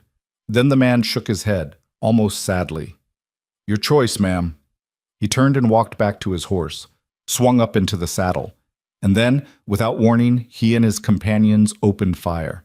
Not at the cabin, at the ground in front of it, at the trees, at the sky. Just noise and chaos and the terrible thunder of gunfire in the dark. The children screamed. Mara ducked instinctively, heart hammering, as bullets tore through the night. Marcus fired back once, twice, but the riders were already pulling back, disappearing into the darkness as quickly as they'd appeared. The silence that followed was worse than the gunfire. Mara's ears rang. Her hands shook so badly she could barely hold the rifle. Behind her, the children were crying, and Marcus was reloading with fumbling fingers, his face white as chalk. They're gone, he said, his voice cracking. They wanted to scare us. It worked. Mara set the rifle down carefully before she dropped it. Jonah? Is everyone all right? We're okay, Ma. Jonah's voice came from the loft, steadier than she'd expected. Nobody's hurt. Thank God. Thank God, thank God, thank God. Mara forced herself to breathe, to think. Marcus, fire 3 shots. We need help. Marcus moved to the door, opened it carefully, and fired 3 times into the air. The reports echoed across the valley, sharp and desperate. Then they waited. 20 minutes later, they heard the thunder of approaching horses. Mara's hand went to the rifle again, but then John Miller's voice cut through the darkness. Mrs. Hawthorne, it's John Miller. We're coming in. Relief hit her so hard her knees buckled. She opened the door to find John Miller and 6 other men dismounting, all armed, all grim-faced. What happened? Miller demanded, his gaze sweeping the clearing. Thomas Avery's men. They came to make a deal. When I refused, they... Mara gestured helplessly at the bullet-scarred trees. They wanted to scare us. Miller's expression darkened. Did they hurt anyone? No, but John... Her voice broke. They're not going to stop. Silas went to get the law, but I don't know if it'll be enough. Thomas wants that deed, and he's willing to do anything to get it. Miller was quiet for a moment. Then he turned to his men. Tom, you and Bill stay here. Keep watch until Silas gets back. The rest of you, come with me. We're going to pay Thomas Avery a visit. John, no, Mara said quickly. You can't just... Can't I? Miller's voice was cold. He burned your property, shot at your home with children inside. That's not business, Mrs. Hawthorne. That's war. And if he wants war, we'll damn well give him one. But if you go after him, you'll be no better than... We're not going to hurt him. Miller's smile was thin. We're just going to have a conversation, the kind that makes a man think twice about his choices. Mara wanted to argue, wanted to tell them that violence would only beget more violence, that they needed to wait for Silas, for the law, for something other than vigilante justice. But she was too tired, too scared, too angry. Be careful, she said instead. Miller tipped his hat. Always am, ma'am. He and his men rode out, leaving 2 guards behind. Mara went back inside, gathered her children close, and tried not to think about what Miller was going to do. Tried not to hope that whatever it would finally make Thomas Avery leave them alone. The next morning dawned cold and clear. The guards had seen nothing more overnight, and the valley was peaceful in a way that felt wrong, like the silence before a storm. Mara fed the children a meager breakfast and tried to keep them calm. They were subdued, frightened, jumping at every sound. Even the twins had stopped their usual chatter, sitting close together with their hands entwined. "When's Pa Silas coming back?" Clara asked for the 10th time. "Soon, sweetheart. Very soon." But Mara was starting to worry. Silas had been gone more than a day now. What if something had happened to him? What if Thomas had men waiting on the road to Rock Springs? What if... She forced herself to stop. Dwelling on worst-case scenarios wouldn't help anyone. At midday, John Miller returned, alone. Mara met him at the door, her stomach tight with dread. "What happened?" Miller's expression was grim. "Thomas Avery's gone." "Gone? What do you mean gone?" "Packed up and left town this morning. Took his fancy carriage and his hired guns and rode out before dawn. Nobody knows where he went." Mara's mind raced. Why would he leave? After everything he's done? "We had a conversation last night," Miller said carefully. "Me and about 30 other men from the valley. Showed up at his hotel, made it clear that if anything else happened to you or your family, there'd be consequences. Legal and otherwise." "You threatened him." "We explained the situation." Miller's voice was flat. "Turns out Thomas Avery's not nearly as tough as he thinks he is when he's outnumbered 30-1. By the time we left, he was white as a sheet and stammering about how this was all a misunderstanding. So he just ran? Looks that way. My guess? He realized this valley wasn't worth the trouble. Too many people willing to stand up for you. Too much risk of things going public and ruining his reputation. Men like Thomas need to look respectable. We made it clear that wasn't going to happen if he kept pushing." Mara didn't know whether to laugh or cry. "Is it really over?" "Think so. But if he comes back, you send word immediately. We'll be ready." "Thank you, John, for everything." Miller nodded, turned to leave, then paused. "Mrs. Hawthorne, what you and Silas have here, it's special. This valley's been dying for years. Too many people leaving, too few staying. But since Silas came, things have been different. People helping each other again, caring. You're part of that now. Don't forget it." He rode away before Mara could respond. She stood on the porch for a long time after he left, trying to process everything that had happened. Thomas Avery was gone. The threat was over. They were safe. It didn't feel real. The next day, Silas finally came home. Mara saw him cresting the ridge and ran to meet him, not caring how it looked, not caring about anything except getting her arms around him. He dismounted before his horse had even stopped moving, caught her up, held her so tight she could barely breathe. "I heard what happened," he said against her hair. "I met Miller on the road. Mara, I'm so sorry. I should have been here. You're here now. That's what matters." He pulled back, studied her face. "Are you all right? Are the children?" "We're fine." "Scared, but fine." "Silas, it's over. Thomas left." Miller and the others scared him off. Something complicated passed across Silas's face. Relief, gratitude, and something that looked almost like regret. "I wanted to be the one to protect you," he said quietly. "You did protect us. You asked for help. You built a community that cared enough to stand up for us when we needed it. That was you, Silas. That was all you." He searched her eyes, looking for the lie, the platitude. But Mara meant every word. "Come inside," she said, taking his hand. "The children have been asking for you non-stop." They walked back to the cabin together, and the moment they stepped through the door, 7 children swarmed Silas like he was a returning war hero. He laughed, tried to answer everyone's questions at once, and finally just scooped up Abigail and Thomas while the others clung to his legs. "I missed you too," he said, his voice rough with emotion. "All of you." That night, after the children were asleep and the cabin was quiet, Silas sat down with Mara at the table and pulled out more papers.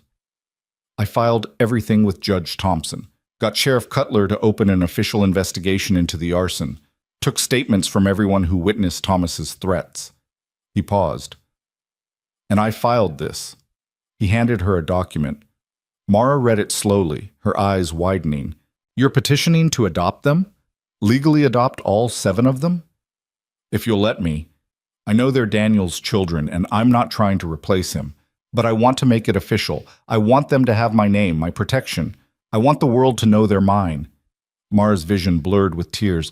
Silas, you don't have to answer now. Think about it. Talk to the kids if you want. I just... He took her hand. I want us to be a real family. In every way that matters. Mara didn't need to think about it. She'd seen how Jonah looked up to Silas, how Eliza ran to him with scraped knees, how the twins demanded bedtime stories, how Thomas and Abigail called him Pa without prompting. They were already a family. This just made it official. Yes, she said. Yes, let's do it. Silas's face lit up with a smile that transformed him, made him look younger, lighter, like a man who'd finally found his way home after years of wandering. There's one more thing, he said, pulling out a final paper. I officially transferred the cabin and land to both our names. It's ours now, legally. No one can ever take it from us. Mara stared at the deed, her name written right next to his in official legal script. Mara Hawthorne, co-owner, equal partner. You didn't have to do that. Yes, I did.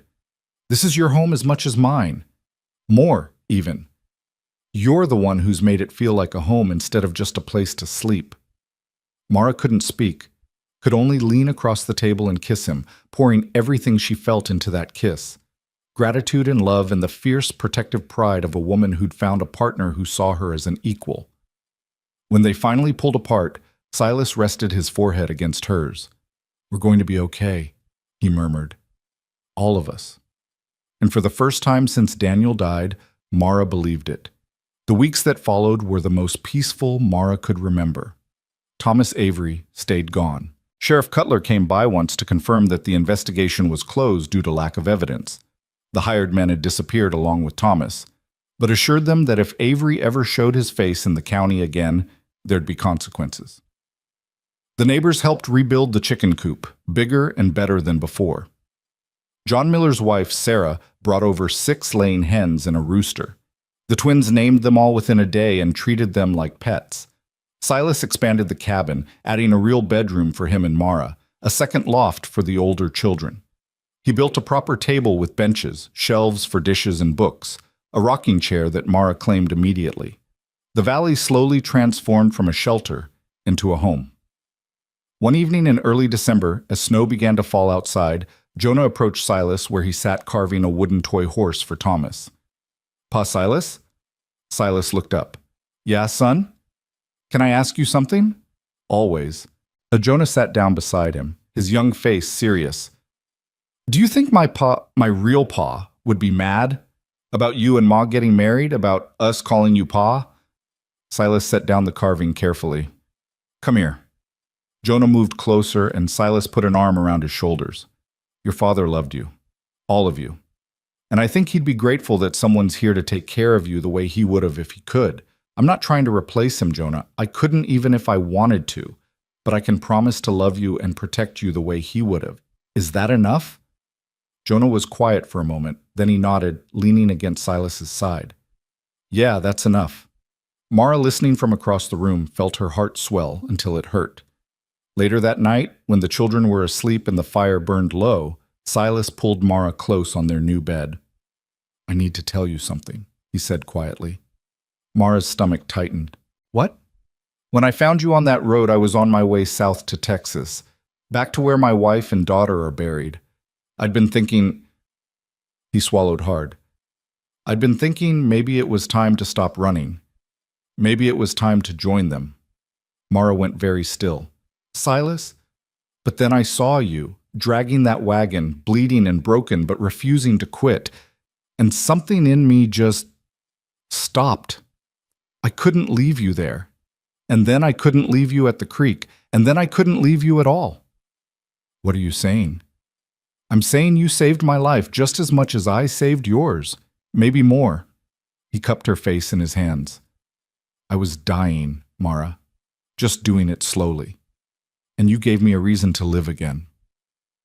Tears spilled down Mara's cheeks. I don't know what I would have done if you hadn't stopped. If you'd ridden past. I didn't. I couldn't. It's like I was supposed to find you. Like everything I'd been through, losing my family, wandering for years, ending up in this valley, it was all leading me to that exact moment on that exact road. You think it was fate? I think it was Grace. He kissed her softly. You and those kids. You're my second chance, and I'm not going to waste it. Mara held him close, this man who'd appeared in her darkest hour and refused to leave, this man who'd chosen her and her complicated, chaotic, beautiful family. I love you, she whispered. I love you so much it scares me. I know, me too. They lay tangled together in the darkness, listening to the wind howl outside and the children breathe softly in the loft. The cabin creaked and settled around them. Familiar now, safe. Home.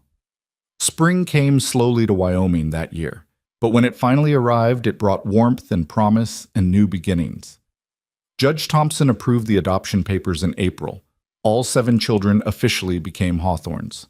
They celebrated with a party that drew half the valley, tables groaning with food, fiddle music, dancing until the stars came out. Jonah, now legally Jonah Hawthorne, stood a little taller, carried himself with more confidence. He'd started helping Silas with the heavier work, learning everything his new father could teach him.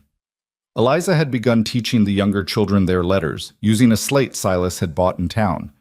She was patient and kind, with Mara's gift for making lessons feel like play. The twins, Clara and Catherine Hawthorne, were inseparable as ever, wild and free and full of laughter that rang across the valley like bells. Thomas Hawthorne, no longer afraid of shadows, had started following Silas everywhere, asking a million questions about everything. And Abigail, sweet Abigail Hawthorne, had finally started talking again. Real sentences, real thoughts. She bloomed like a flower in the sun, secure and loved and safe. But the biggest change came in May. Mara woke one morning feeling strange. Not sick, exactly. Just different. Her body felt foreign, soft, in new ways, sensitive. It took her 3 weeks to realize what it meant. She told Silas one night after the children were asleep, pulling him outside to the porch where they could talk privately. I'm pregnant. Silas froze. You're what? Pregnant. I'm going to have a baby. Our baby. For a long moment, Silas just stared at her. Then his face crumpled and he pulled her into his arms, holding her like she was made of glass. Are you sure? Very sure. How do you feel? Terrified. Excited. Happy. She laughed shakily. All of it at once. Silas pulled back, cupped her face. We're having a baby. We're having a baby. He kissed her then, deep and reverent and full of wonder. When they pulled apart, his eyes were wet. I never thought I'd get this chance again, he whispered. After I lost my daughter, I thought that part of my life was over. It's not over, Silas. It's just beginning. They told the children at breakfast the next morning. The reaction was immediate and chaotic. The twins squealed and jumped up and down. Eliza cried happy tears. Jonah grinned like he'd won a prize. Thomas asked if it would be a boy or girl, and Abigail wanted to know if babies liked cookies. We'll find out, Mara said, laughing through her own tears. In about 6 months. That night, Jonah pulled Mara aside while Silas was outside with the younger kids. Ma, this baby, it's going to be a real Hawthorne, right? Not like us. Mara's heart clenched. Jonah, honey, you are a real Hawthorne. All of you are. But we're adopted. This baby will be Pa Silas's actual child. Mara knelt down, took his hands. Listen to me. Family isn't about blood. It's about choice. Pa Silas chose you. He chose all of you. That makes you just as much his children as this baby will be. Do you understand? Jonah's eyes filled. You promise? I promise. And so does your pa. You're his son, Jonah, in every way that matters. Okay. He wiped his eyes roughly. Okay, Ma. She pulled him close. This boy who'd been forced to grow up too fast and whispered against his hair. You're going to be the best big brother. Again. Jonah laughed, the sound watery but real. I've had a lot of practice. The months that followed were full of preparation and anticipation. Silas built a cradle from smooth pine, carved with flowers and birds. The girls sewed baby clothes from scraps of fabric, tiny and perfect. The Valley women came by with advice and gifts and promises to help when the time came. And through it all, Mara watched her family grow and settle and become something permanent, something real. They weren't running anymore. They were home. The baby came in November during the first snowstorm of winter. Mara had been feeling strange all day, restless, uncomfortable, unable to settle. By evening, when the contractions started in earnest, Silas sent Jonah racing through the snow to fetch Sarah Miller and the valley's midwife, Mrs. Henderson. "It's too early," Mara gasped between pains, gripping Silas's hand hard enough to leave marks. "The baby's not due for another 2 weeks." "Babies come when they're ready," Silas said, trying to keep his voice calm even though his face was pale. "You're going to be fine. Everything's going to be fine." But his hand shook as he helped her to the bed, as he gathered blankets and water and tried to remember everything he'd learned when his first wife was pregnant. That had been nearly 10 years ago, and he'd been young then, confident in a way he'd never be again. Now he knew too much, knew all the things that could go wrong, knew how fragile life was, how quickly it could slip away. "Silas," Mara's voice cut through his spiraling thoughts. "Look at me." He met her eyes, saw the fear there, but also the fierce determination that had carried her through everything else. "I'm not going anywhere," she said firmly. "You hear me? I'm not leaving you." "You better not," his voice cracked, "because I can't do this without you." "You won't have to." Another contraction hit, and she doubled over, breathing hard. "But you might want to get those kids out of here before I start screaming." Silas looked up to find all 7 children clustered at the edge of the room, watching with wide, frightened eyes. "Eliza," he said, keeping his voice steady, "take everyone up to the loft. Tell them stories. Keep them calm. Can you do that for me?" Eliza nodded, already herding the younger ones toward the ladder. But Jonah hung back, his face pale. "Pa? Is Ma going to be okay?" Silas wanted to lie, wanted to promise everything would be fine. But Jonah deserved honesty.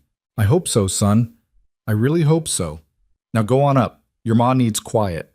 Jonah climbed the ladder slowly, looking back every few steps, and Silas turned his attention back to Mara just as another contraction seized her. Sarah Miller and Mrs. Henderson arrived 20 minutes later, snow-covered and out of breath. Mrs. Henderson, a no-nonsense woman of 60 with hands that had delivered half the babies in the county, took one look at Mara and started barking orders. "Mr. Hawthorne, I need hot water and clean linens. Mrs. Miller, help me get her more comfortable. And someone send those children outside or at least far enough away that they won't hear their mother screaming." "They're in the loft," Silas said, already moving to heat water, "and they're staying there." "Fair enough. Now get me those linens." The next hours blurred together in a haze of pain and fear and desperate prayer. Mara labored through the night while the storm howled outside and the children huddled together above, trying not to listen to their mother's cries.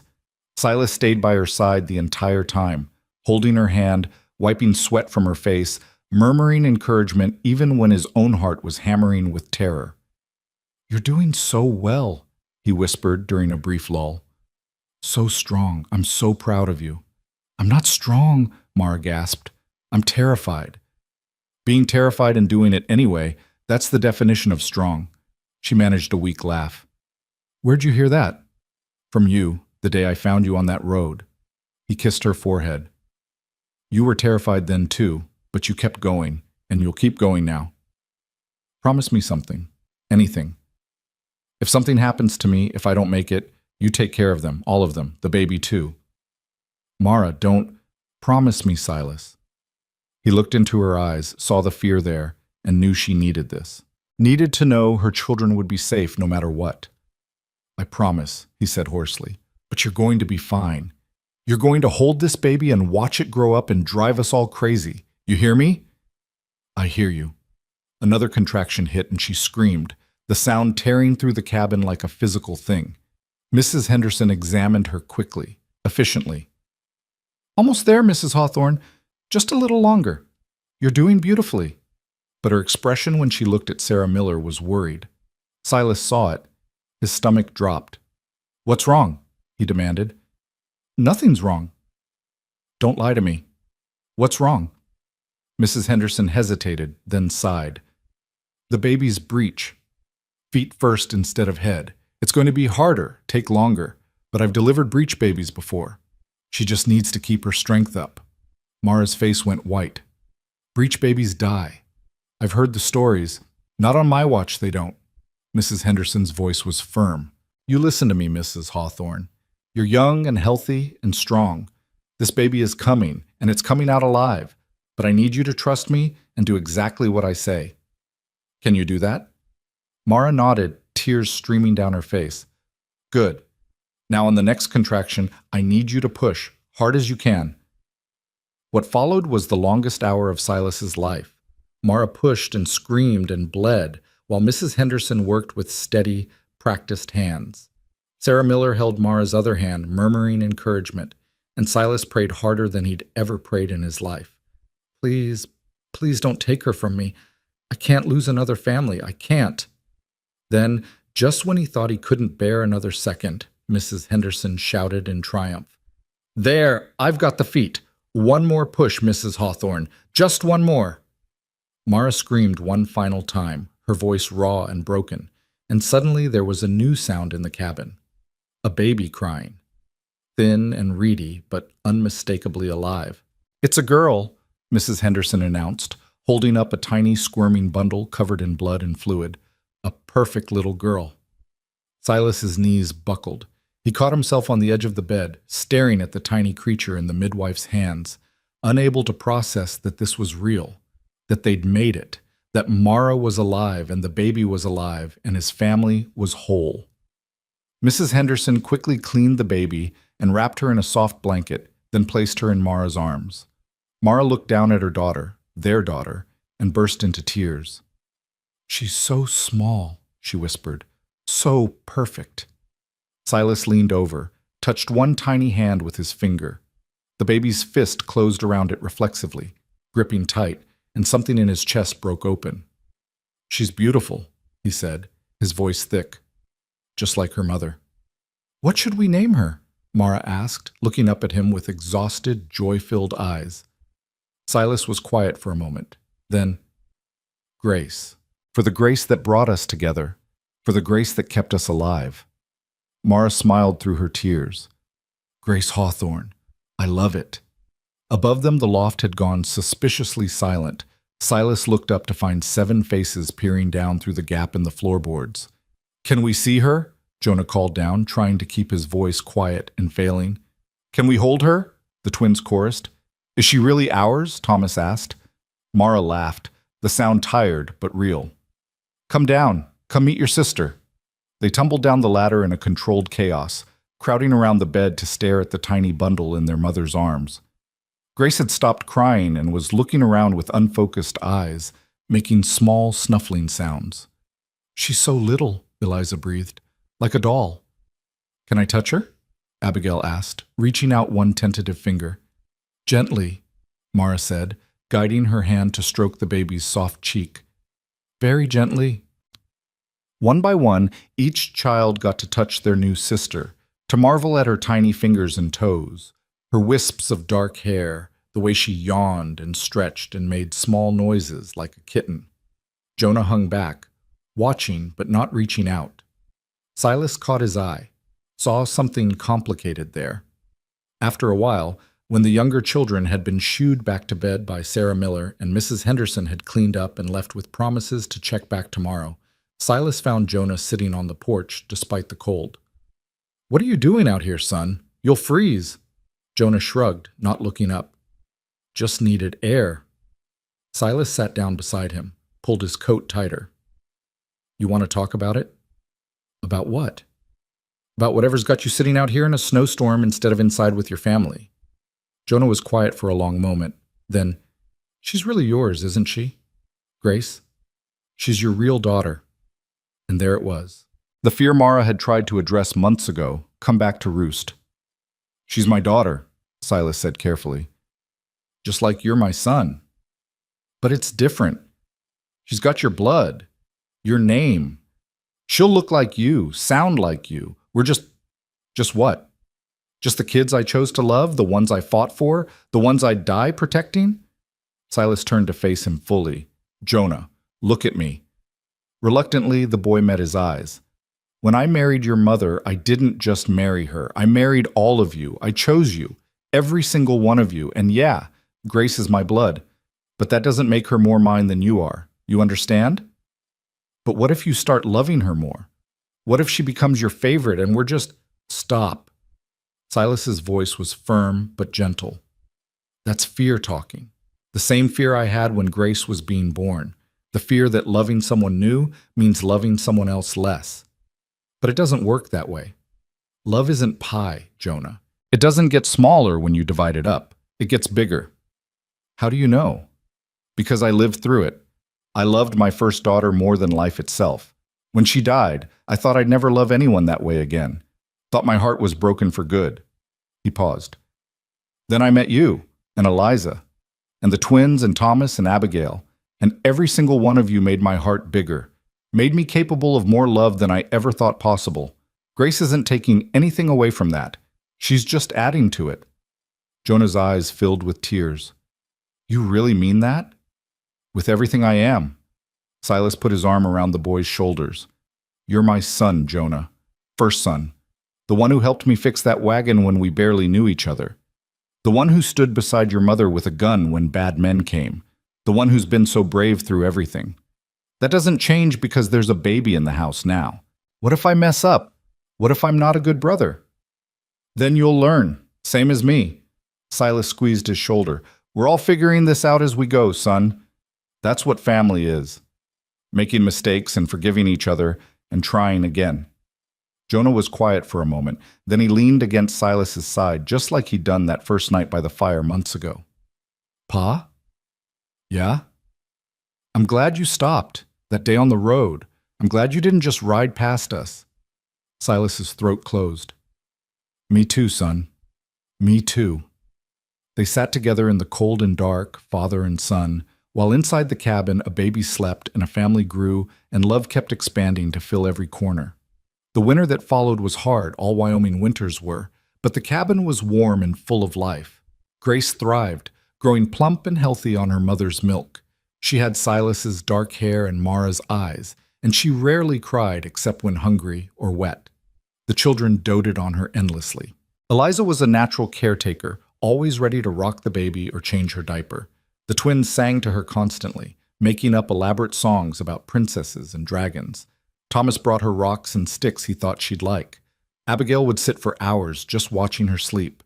And Jonah, after his conversation with Silas, became the most protective brother imaginable. He built a cradle guard to keep the twins from accidentally dropping toys on the baby. He kept the fire stoked so Grace would never be cold. He even learned to change diapers, though he complained loudly about the smell. Silas watched it all with quiet amazement, this family he'd helped build becoming something solid and real. Some mornings he'd wake up and have to remind himself it wasn't a dream, that these children were really his, that Mara was really his wife, that he'd somehow been given a second chance at everything he'd lost. By spring, Grace was sitting up and babbling, reaching for everything with chubby hands. The valley had survived another winter, and life was settling into something that felt almost normal. Then, on a warm April morning, Sheriff Cutler rode up to the cabin with news. Silas met him in the yard, instantly wary. "Sheriff, what brings you out here?" Cutler dismounted, looking uncomfortable. "Got some information I thought you should know about. Thomas Avery." Mara appeared in the doorway, Grace on her hip. "What about him?" "He's dead." Silence. Absolute silence. "Dead?" Silas repeated. "How?" "Fell off a train platform in Denver. Drunk," witnesses said. "Cracked his skull open on the tracks." Cutler pulled out a paper. "Thing is, before he died, he'd apparently been telling anyone who'd listen about this mining claim in Montana. The one he thought your late husband owned, Mrs. Hawthorne. Turns out he'd borrowed a lot of money against it. Money he couldn't pay back when the lenders finally figured out the mine was worthless." Mara's hand tightened on Grace. "So he died broke?" "Worse than broke. Died owing money to some very unpleasant people. But that's not why I'm here." Cutler handed the paper to Silas. "This came through legal channels. Avery had no other heirs. His entire estate, what little there is after his debts are settled, goes to his late brother's children, your children, Mrs. Hawthorne." Silas read the document quickly. It's not much. Maybe $300 after everything's paid off. That's $300 more than they had yesterday, Cutler said. Thought you should know. After the sheriff left, Silas and Mara stood in the yard, trying to process what they'd just learned. He's really gone, Mara said quietly. The threat. It's really over. Yeah, it is. I should feel something, shouldn't I? Relief? Happiness? Something? Silas put his arm around her. You don't owe him anything, Mara. Not even your feelings. I know. It's just... She looked down at Grace, who was grabbing at her mother's hair and cooing. He could have been part of this. If he'd just let go of his greed, his need to control everything, he could have known these children, could have been family. Instead, he died alone and angry, chasing money that didn't even exist. That was his choice. I know. She leaned against Silas, feeling the solid warmth of him. I'm grateful we made different choices, that we chose love over everything else. Me too. He kissed the top of her head. What do you want to do with the money? Mara thought for a moment. Save it. For the children's future. Maybe Jonah will want to buy land someday. Or maybe Eliza will want to go to teacher's college. Or maybe we'll use it to expand the cabin when Grace gets older and needs her own room. She smiled up at him. We have time to decide. Yeah, we do. They went back inside together, and that night at dinner, Mara told the children about their uncle's death and the small inheritance. The reactions were mixed: sadness that they'd never really known him, relief that he couldn't hurt them anymore, confusion about what it all meant. Does this mean we're rich? Clara asked, eyes wide. No, sweetheart, Mara said, laughing. Just a little less poor, but it means you kids will have some money set aside for when you're older, for education or land or whatever you need. I want a pony, Catherine announced. We'll see about that. After dinner, while the younger children played with Grace on a blanket near the fire, Jonah approached Silas where he sat mending a harness. Pa, can I ask you something? Always. The money, from our uncle. Is it really ours, or does it belong to Ma since she was married to our birth father? Silas set down the harness. According to the law, it belongs to you kids. Daniel's legal heirs. Your mother could hold it in trust until you're of age, but it's yours. So we could give it to you and Ma if we wanted? To help with the farm? You could, but that's not necessary. I want to. Jonah's voice was firm. You and Ma have given us everything. A home, safety, love. This is our chance to give something back. Jonah, you don't owe us anything. I know. That's why I want to do it. He glanced back at his siblings. Can you ask them? If they'd want to share it with you and Ma? I think they would. But it should be everyone's choice. Silas's eyes burned. You're a good man, Jonah Hawthorne. You taught me how to be.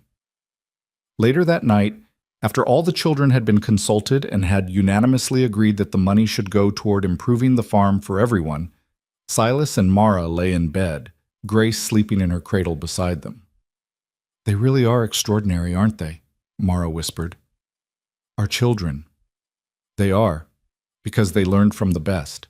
We're making it, Silas. Against all odds, we're actually making it. We are. He pulled her closer. Sometimes I think about that day on the road, how close we came to never finding each other, how different everything would be if I'd ridden past, or if you'd already died from exhaustion, or if 100 other things had gone differently. But they didn't. We found each other, and we built this. Yeah, we did. He was quiet for a moment. Mara, do you ever regret it? Marrying me so fast, taking such a huge risk on someone you barely knew? Not once, not even for a second. She turned to face him in the darkness. You saved my life, Silas. In every way a person can be saved. How could I ever regret that? I'm not the man who saved you anymore. I'm just me. Ordinary. Flawed. Sometimes scared out of my mind that I'm doing everything wrong. That's what makes you perfect for me. Because I'm all those things too, and we figure it out together. They lay in comfortable silence for a while, listening to Grace's soft breathing, the crackle of the dying fire, the wind outside that no longer felt threatening. I want to do something, Mara said suddenly. Something to mark this moment, this feeling of finally being safe and whole. Like what? I want to make a sign for above the door, something that says who we are now, not where we came from, but what we've become. Silas smiled in the darkness. What should it say? I don't know. What do you think? He thought for a long moment, then, Hawthorne Home, a family by choice. Mara's breath caught. That's perfect. The next day, Silas carved the sign while Jonah helped, the boy learning to use the tools with growing confidence. When it was finished, they painted it together, simple black letters on a smooth pine board sealed against the weather. The whole family gathered for the hanging. Silas and Jonah climbed ladders on either side of the door, while everyone else watched from below, Grace in Eliza's arms, the younger children bouncing with excitement. Ready? Silas called down. Ready? Everyone shouted back. They hammered it in place, solid and permanent above the door that had welcomed them in and kept danger out. When they climbed down, Mara stepped back to look at it properly. Hawthorne Home, a family by choice. She started to cry. Ma, why are you crying? Thomas asked, concerned. Because I'm happy, baby. So happy. One by one, the children came to stand beside her, looking up at the sign that declared who they were. Jonah put his arm around Eliza. The twins held hands. Thomas and Abigail pressed close to Mara's sides, and Silas stood behind them all, one hand on his wife's shoulder, one hand on Jonah's, and looked at this family he'd been given and couldn't quite believe his luck. Thank you, he said quietly, to God or fate or whatever force had led him to that road on that desperate afternoon. Thank you. Summer came, warm and gentle. The farm flourished under Silas's careful management and Jonah's growing skill. They planted a larger garden, added more chickens, bought a milk cow that the twins immediately named Buttercup. Grace grew bigger, pulling herself up on furniture, taking wobbly steps that sent everyone into paroxysms of panic and pride. She learned to say Mama and Papa, and all her siblings' names, mangled but recognizable. Neighbors came by regularly now, not just to help but to visit. The Hawthorne cabin had become a gathering place, a symbol of what was possible when people refused to give up. In August, the valley held its first real harvest festival in 5 years. Silas and Mara brought all the children, Grace toddling between them holding both their hands. There was music and dancing and more food than they'd seen in one place since leaving civilization. John Miller found Silas by the drink table and clapped him on the shoulder. Good turnout. Best I've seen, Silas agreed. That's because of you, you know.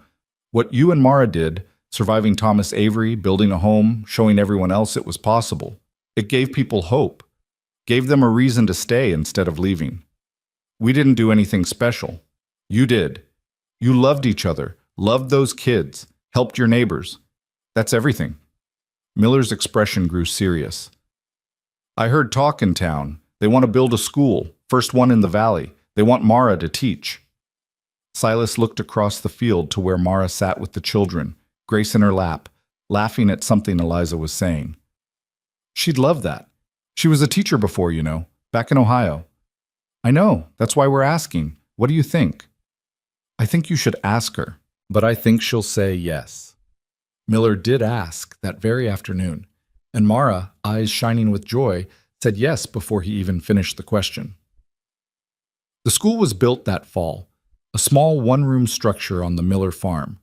Mara started teaching in October, with 15 students ranging from 6 to 14. Eliza and the twins attended, soaking up knowledge like desert soil, soaking up rain. Jonah was technically old enough to stop, but he came anyway, sitting in the back and helping the younger children with their lessons. Silas would ride over at midday sometimes, bringing Mara lunch, staying to watch her teach. She was luminous in front of that classroom, patient and passionate and utterly in her element. This was what she'd been meant to do before life had derailed her plans. Now she'd found her way back. Winter came again, their second as a family. This one was easier. They were prepared now, with more food stored, more wood cut, more blankets and warm clothes. The cabin had been expanded enough that no one felt cramped. Grace had her own little corner. The older children had more space in the loft. They were comfortable. Not rich, never that, but comfortable. Safe. Loved. On Christmas morning, Silas woke early to start the fire and found Mara already awake, sitting in the rocking chair with Grace asleep in her arms. "Couldn't sleep?" he asked quietly. "Didn't want to. I wanted to watch them." She gestured to the loft where 7 children slept peacefully. "Sometimes I wake up and I'm afraid this is all a dream, that I'll open my eyes and find myself back on that road, dragging that wagon, losing everything." Silas knelt beside her chair, took her free hand. "It's not a dream. This is real. We're real." "I know, but Silas, when I think about how close we came, if you'd ridden past, if I'd died before you found me, if Thomas had succeeded in taking the children—" She shook her head. "We shouldn't be here. By all rights, we should have failed. But we didn't, and you want to know why?" "Why?" "Because you refused to quit. Because even when you had every reason to lie down and die, you kept going. That's not luck, Mara. That's who you are." He touched Grace's soft hair. "And now look at what we've built. 8 children, a home, a community, a life worth living. All because you wouldn't give up."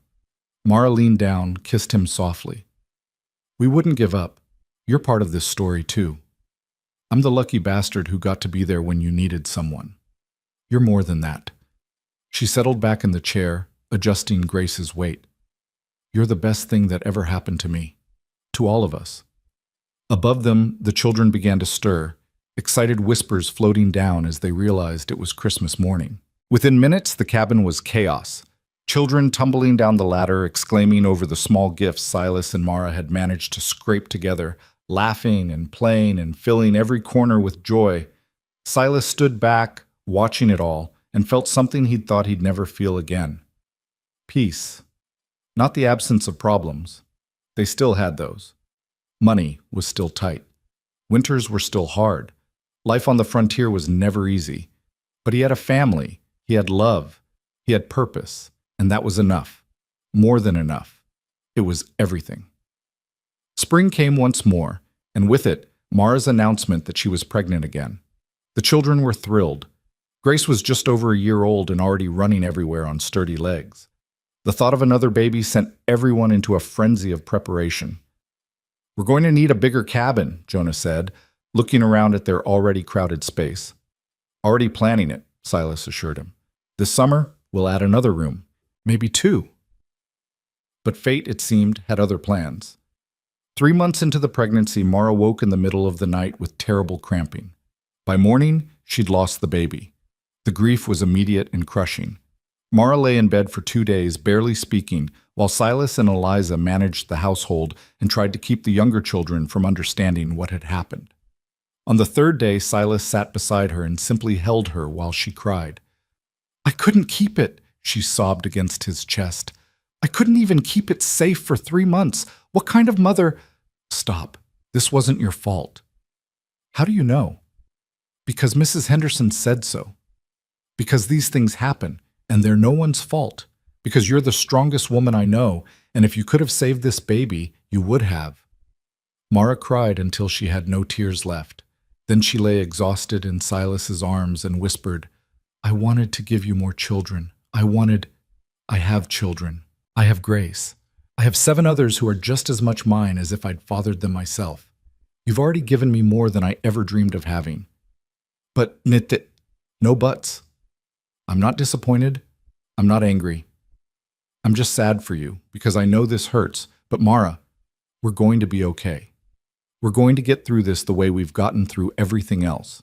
Together." It took time. Weeks of Mara moving through the days like a ghost, going through the motions but not really living. The children tried to help, bringing her flowers and drawings, and sitting quietly beside her when she couldn't bear talking. And slowly, gradually, she came back to herself. She went back to teaching, threw herself into her work with renewed passion, pouring all her grief and love into these children who needed her. She held Grace closer, longer, grateful for the daughter she did have. And she let Silas hold her at night, anchor her, remind her that she was loved even when she felt broken. By summer, the acute grief had faded to a dull ache she could live with.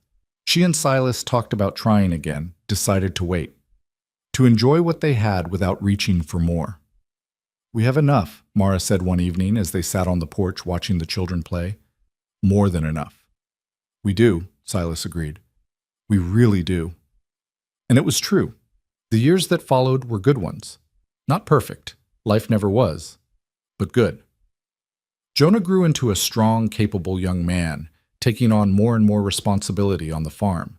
At 16, he started courting Emma Cooper, Martha's granddaughter, a smart girl with a quick laugh who fit into the family like she'd always been there. Eliza became Mara's teaching assistant, showing a natural gift for education that made everyone certain she'd run her own school someday. The twins grew into beautiful young women, still inseparable, still filling the house with music and laughter. Thomas developed a passion for animals, spending hours caring for their expanding menagerie of chickens, cows, and the pony he'd finally convinced Silas to buy. Abigail, quiet Abigail, discovered a talent for sewing and spent her free time creating beautiful quilts and clothes for the family. And Grace, sweet Grace, grew up surrounded by love and siblings and parents who'd fought heaven and earth to build a safe place for her to be born into. 5 years after that first desperate meeting on the road, Silas and Mara stood on their porch at sunset, watching their family gather for dinner. The cabin had been expanded twice now, a sprawling structure that barely resembled the tiny shelter Silas had first brought them to. Above the door, weathered but still proud, hung the sign, Hawthorne Home, a family by choice. Do you ever think about it? Mara asked, leaning against Silas's side. That day on the road? Every day, Silas admitted. I think about how I almost didn't stop, how I was planning to keep riding south, maybe all the way to Texas, how close I came to missing all of this. What made you stop? Silas was quiet for a moment, remembering. The woman dragging a broken wagon, 7 children crying, the sheer impossible courage of refusing to quit even when quitting would have been easier. I saw myself in you, he said finally. Saw what I looked like after I lost my first family, desperate, broken, but somehow still fighting. And I thought, if someone had stopped for me back then, maybe I wouldn't have spent 8 years wandering. Maybe I would have found home sooner. He looked down at her. So I stopped. For the man I used to be. For the woman you were. For the children who needed someone. And now? Mara asked softly. Now I'm grateful every single day that I made that choice. He pulled her closer. You saved me too, you know, just as much as I saved you. How? You gave me a reason to stop running, a reason to build instead of just survive, a reason to believe I deserved a second chance. His voice was rough with emotion. You and these children, you're my second chance, Mara, and I'm not going to waste a single day of it. Mara turned in his arms, looked up at this man who'd appeared in her darkest hour and refused to leave. This man who'd chosen her chaos and her children and her complicated, beautiful life. I love you, Silas Hawthorne. I love you too, Mara Hawthorne. They kissed as the sun set behind them, painting the valley in shades of gold and amber. Inside the cabin, someone called them for dinner. Grace's laugh rang out, clear and bright. Jonah was teasing the twins about something. Eliza was scolding Thomas for trying to sneak a piece of bread before the blessing. Normal, ordinary, perfect. Later that night, after dinner had been eaten and dishes washed and children tucked into bed, Mara sat at the table with her journal, a habit she'd started that first year, recording their story so the children would someday know where they came from and what they'd overcome. She wrote about the road, the wagon. The moment she'd looked up and seen a man on horseback watching her with quiet, steady eyes. She wrote about fear and hope, grief and joy, endings and beginnings. She wrote about how sometimes salvation comes in the form of a stranger who becomes family, how love is something you choose every single day, how home isn't a place, but the people who refuse to let you fall. And then she closed the journal, set down her pen, and went to bed beside her husband. Outside, the Wyoming wind whispered through the valley. The sign above the door creaked gently on its hooks. And inside the Hawthorne home, a family slept peacefully, dreaming of tomorrow. Because for the first time in a long, brutal life, no one was running anymore. They were home. And home was exactly where they belonged,